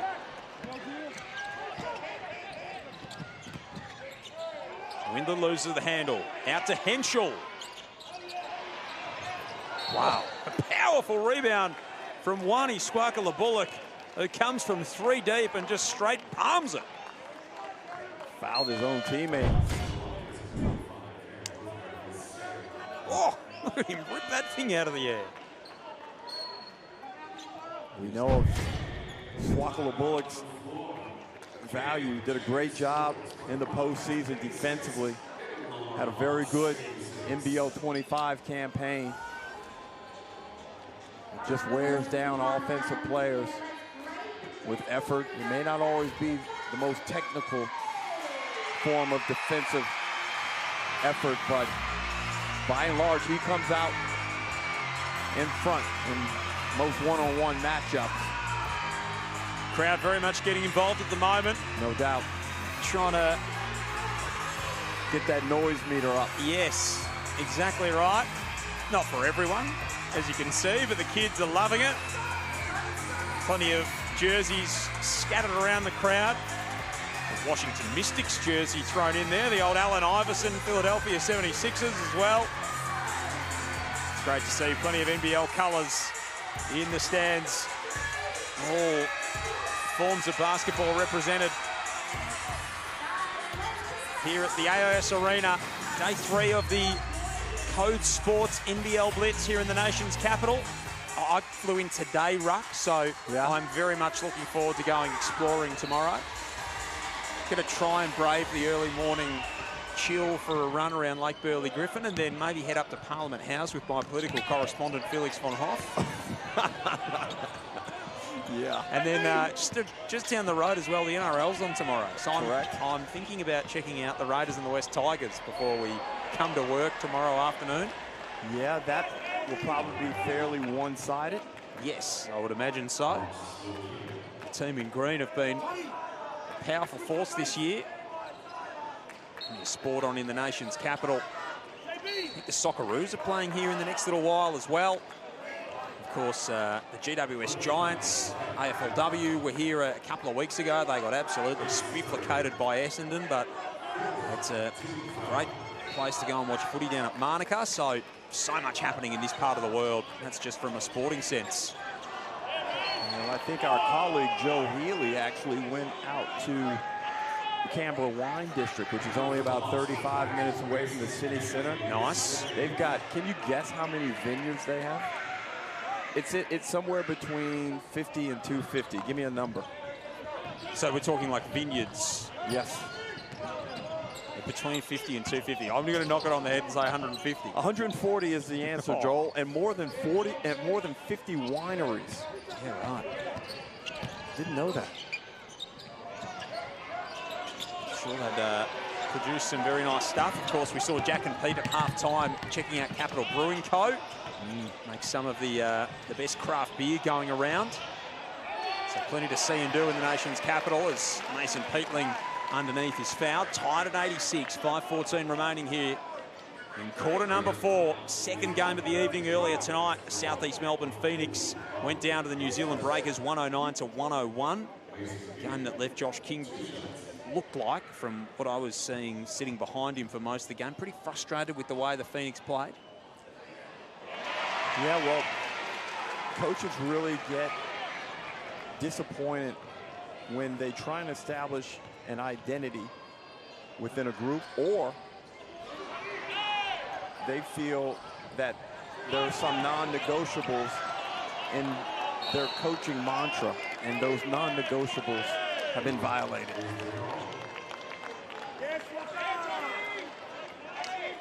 And there's certainly evidence for Josh King throughout. And look, if you're a defensive coach, it is really hard in this era to try and keep that number down. Players are so talented. It's a high possession game in our league. And, you know, you look at Brian Gorge and Sidney King's team last night. They couldn't contain Brisbane. And again, that's a team that is hoping to base its success again off the defensive end. So gives these guys a chance. Peatling continues to torch the Perth Wildcats. Mason Peatling's got 18 points. He's putting on a three-point shooting display. They're up by 4 now. Are the Hawks? Noah Kwakuheg puts a stop to that. 90-88. 4 minutes 39 remaining. Tomorrow night we'll see the Bullets in action again. So Melbourne and Brisbane, the early fixture. So 5:45 Eastern time, so a little bit later start tomorrow. The late game, Tassie and Adelaide from 8:15. McLaughlin steps back and drains it.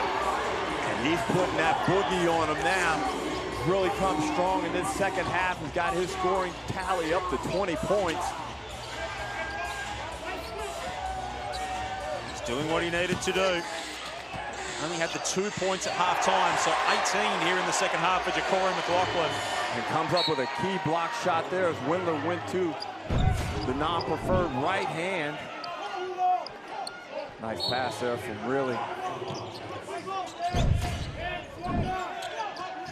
5-point Hawks lead, trailed by 14 in that third term. Henschel around and out. Cluckerherg pulls it down, out to Pepper. He's a good man to have it in the hands on. Tries once, relocates.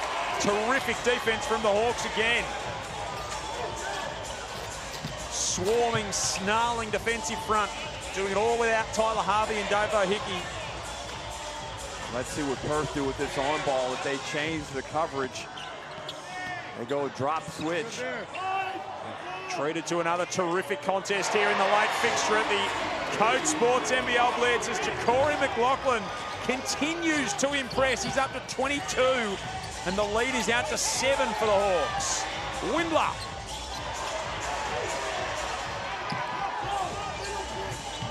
Three minutes and 13 seconds remaining. I think they'll go back to that. They're back setting up that on ball, but this time with Peatling because they want to get the youngster in it.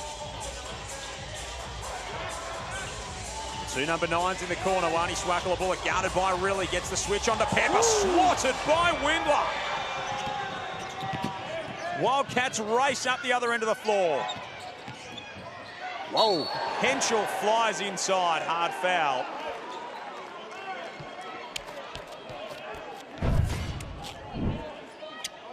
Displaying his athleticism with the takeoff, Ben Henschel. And McLaughlin keen to make sure he wasn't getting an easy finish.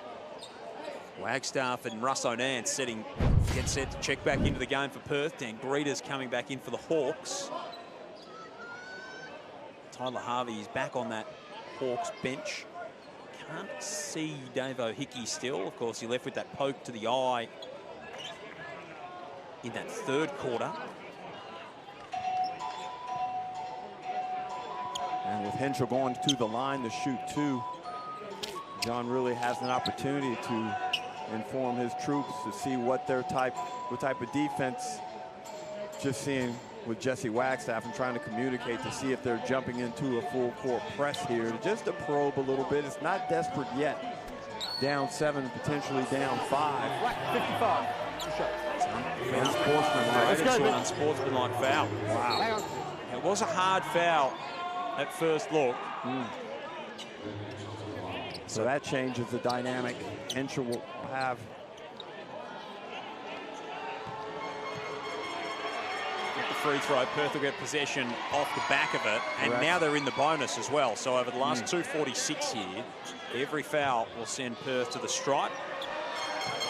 So a 7-point lead becomes 5. Henschel been a little bit wayward from the free throw line. Able to get the second to go. That net's still annoying down at that end. 20-25 on the night for the Cats from the stripe. 19 of 40 from outside for the Hawks. 10 of 40 for the Wildcats. The three-point shooting statistics. Windler, that was a wild one. Illawarra back the other way. 2 minutes 30 remaining. Joel Peterson, Derek Rucker with you in commentary at the Code Sports NBL Blitz. Night 3. Still 2 huge days of basketball, and it is all sold out here at the AIS Arena. Terrific to see the Canberra community supporting the return of NBL to this part of the world. McLaughlin gave it to Greeter, who couldn't finish. Riley's off and running. Russo Nance blocked by Blanchfield.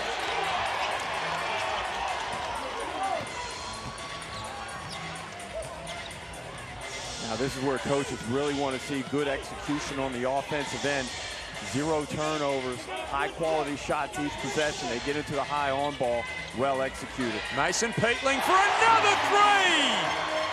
What a performance from Mason Peatling, 21 points on the evening. 4 of 7 from downtown, and he plays a crucial role defensively at the other end. They trailed by 14 in that third term, the Hawks. They now lead by 8. Good intelligence here by the Hawks. They were frustrated in the early going. They had a tech on the bench. It looked like it was all unraveling at one point, and they've strung it back together. And now it's to the Wildcats to see what they've got over this last minute remaining. Really puts it in, makes it a 6-point game.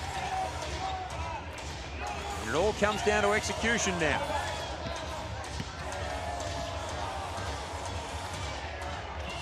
They'll put Wagstaff in this on ball. Wagstaff setting the defense behind him.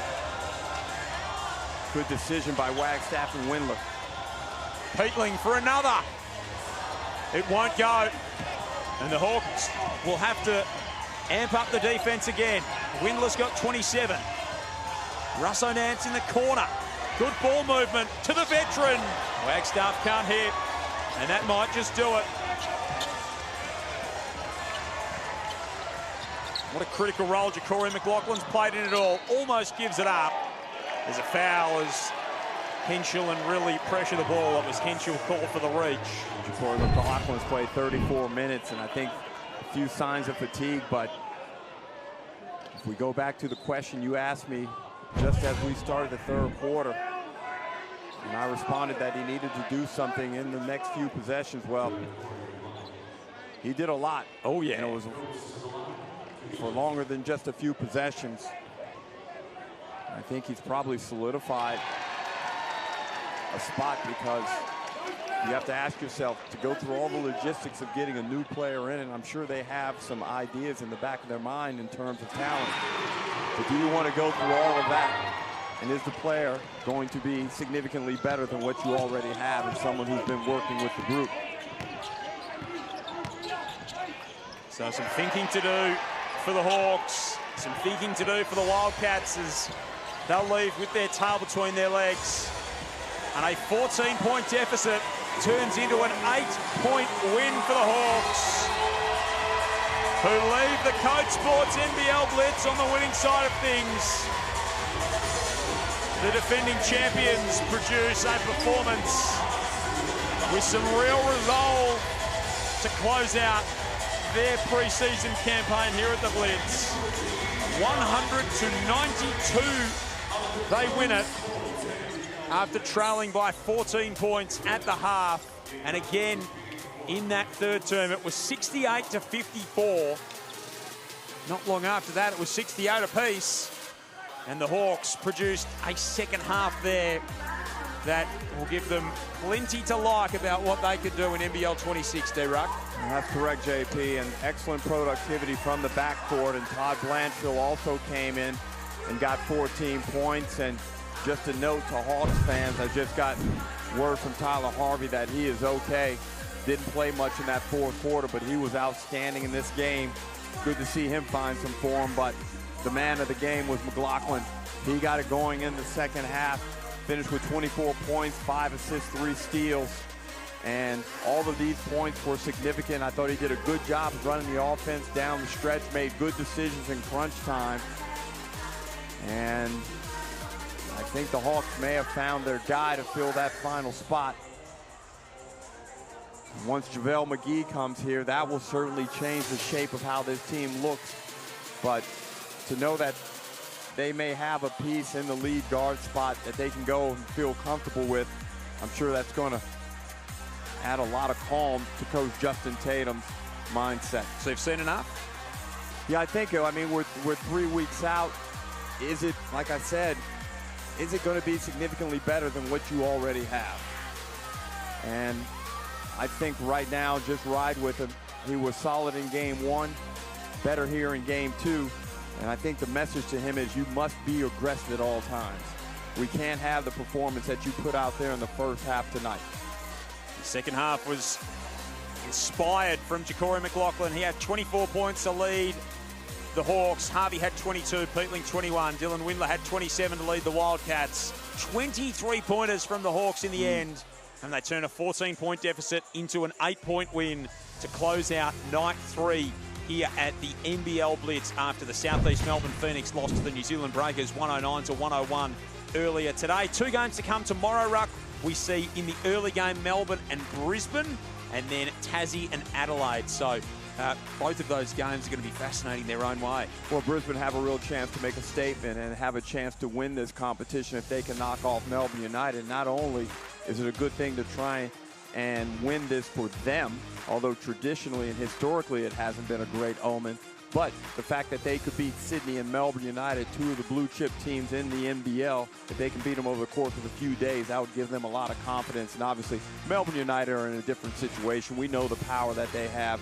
They have one of the best coaches that we've ever seen in the NBL, and I think, you know, they'll just be coming out here trying to get through the work, getting the exercise, getting the reps in, knowing that they're going to be playing meaningful basketball deep into the NBL 26 season. Tassie and Adelaide in the late fixture tomorrow. So 5:45 is the first game tomorrow. So a little bit later than what we've had in the last couple of days, but 5:45, that's Eastern Standard Time for all of our friends in the West. And of course, the late game at 8:15, Tassie and Adelaide is going to be something to be very, very closely watched as well. Ruck, great to see you. Good job on the double header tonight. Hopefully we don't wear quite as similar an outfit tomorrow. We'll try and coordinate things, but it's been great to call the hoops with you again. Good to have you back, buddy. Derek Rucker with you, the NBL MVP, on behalf of myself, Joel Peterson, Felix von Hoff, all of our crew here at the NBL Blitz. Thanks for your company. We'll see you tomorrow at the Code Sports NBL Blitz for Day 4.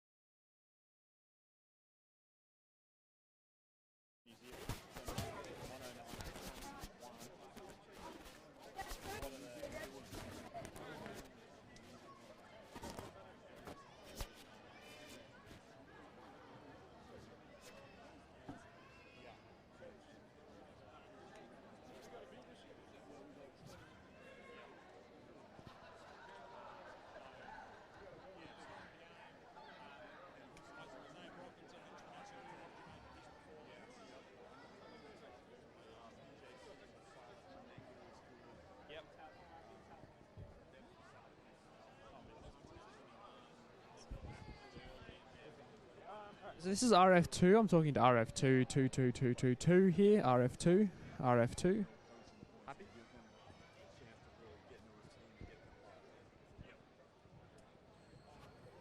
Yeah, at the moment, just RF2. Yep. 22222. Yep. Some of the stats. Thank you. And this is RF1 here. RF1 11111. What would you do? So basically that same conversation Yep. we just had. Harvey and Hickey. Thank you. You know, Harvey the ankle or the foot or whatever. Hickey both back out there. Okay. And then Wait, but no, Hickey didn't come back. yeah, but he was back out there and he was fine, all that kind of stuff. All right. And then you know, what are the takeaways out of out of the mix? Yeah. Okay. Yeah. Cool. Oh yeah. Can you hold on to it? Yeah, sure. Thank you. I should move that way a little bit too. And then just, close together. Yep. All right.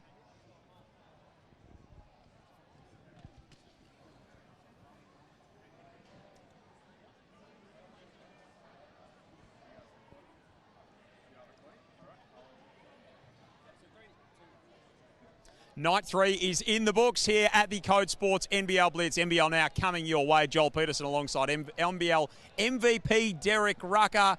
We've seen a couple of fascinating games again tonight. A couple of high-scoring games, Ruck. We're going to start with the late game out of our two. Fair enough. That's all right. Yep. Hey. Talk nice about us.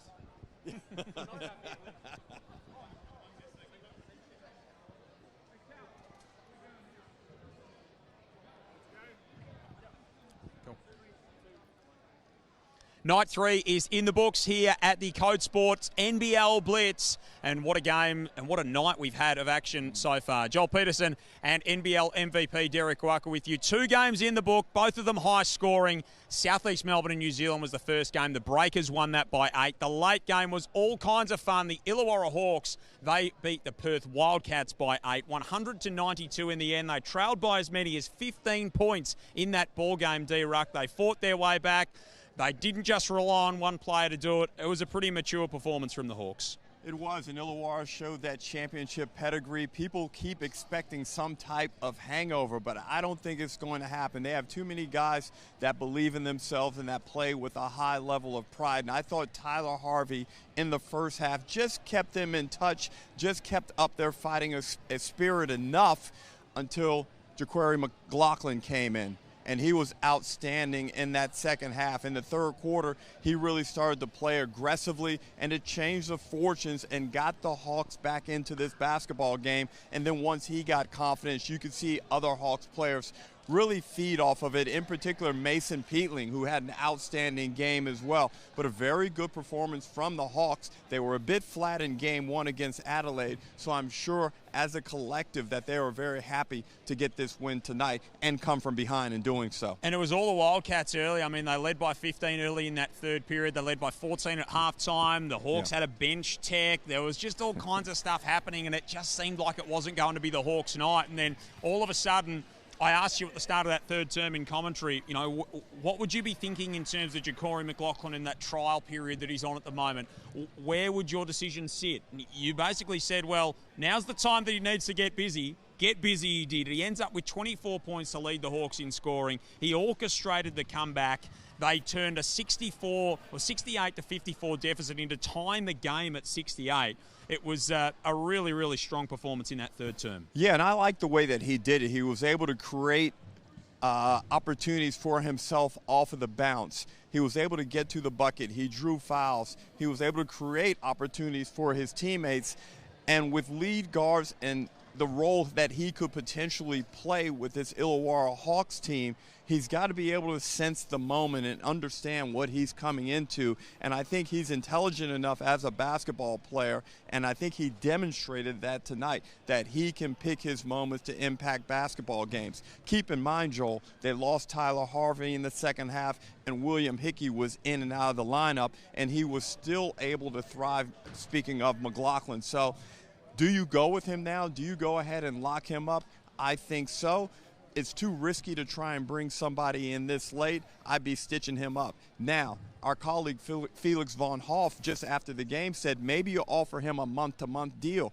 I'm not sure his people would go for that because now he's got on tape 2 really good performances from this blitz, and his value has probably gone up in the open market. So you think it's pen to paper?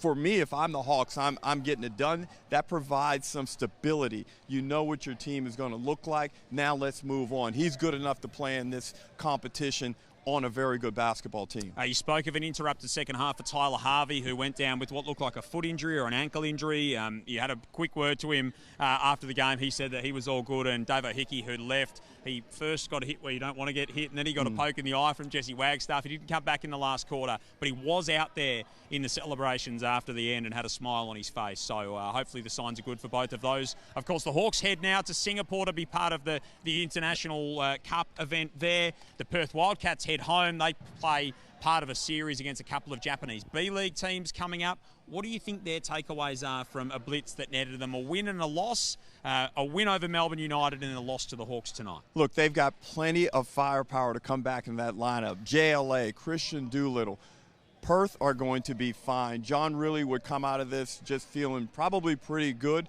but yet he still has enough points to coach upon and really grind his team into working hard in the lead up to tipping off of the season. So I think John really would probably feel that from his coaching perspective, they are perfectly positioned leaving Canberra after 2 games here at the Blitz. And with a move to make as well from a roster perspective, which will be a bit of a watch over the next little while for the Perth Wildcats. The early game tonight was the New Zealand Breakers, our first look at them, and the South East Melbourne Phoenix at this NBL Blitz here for Code Sports to the AIS Arena. A 109-101 win for the New Zealand Breakers in the end, who did it by committee. There weren't any outstanding performances. Isaiah Brockington had 22 points for them. Geordie Hunter had 21 for the South East Melbourne Phoenix.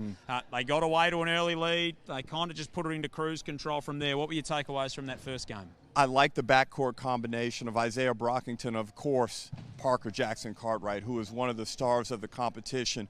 PJC really got off to a good start in the game, got the Breakers out to a lead, and then Brockington just grew in confidence in the first half.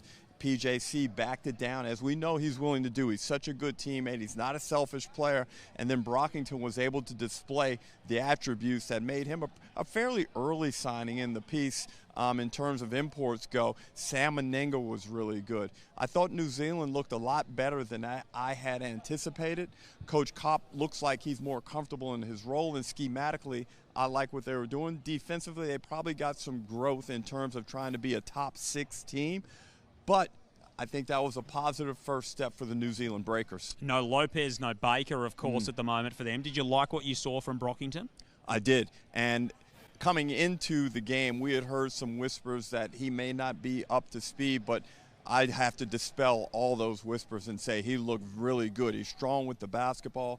He can create his own shot. I just liked his attitude. He does a good job of when he creates contact of still being able to finish. He's a very good player.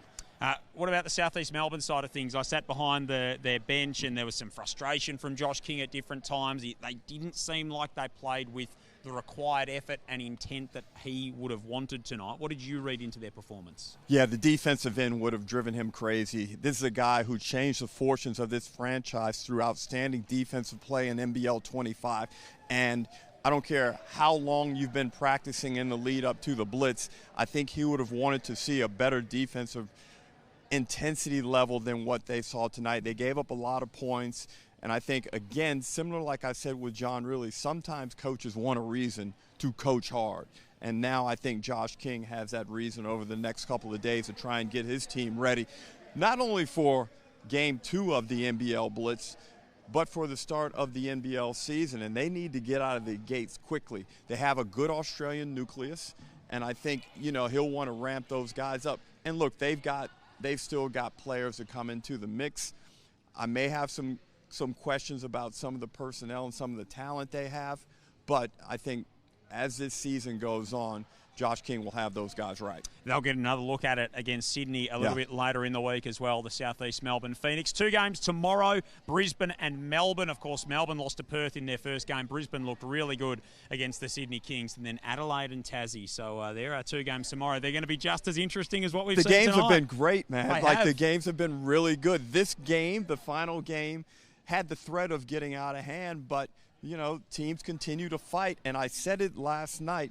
I think this is the most transferable blitz in terms of how relevant are these results and style of play and what we've seen here. How relevant will they be to the regular season? Now, I'm not saying it's 60% or even 70% transferable. What I am saying, though, as it's increased from year to year, and this has been an outstanding event through 3 days. Yeah, indeed it has. Look forward to seeing you tomorrow. Nice outfit, bro. I like it. I like what you've done there. That's a nice little combo. Twinning. Exactly. Joel Peters and Derek Rucker here with you on NBL Now. Big games coming up. Day 4 here at the Code Sports NBL Blitz. We look forward to your company then. Beautiful. Dr. Shern. Thank you very much. No, Much appreciated. I just noticed the matching outfits just before you mentioned it too. Cool. Thanks, guys. Cheers.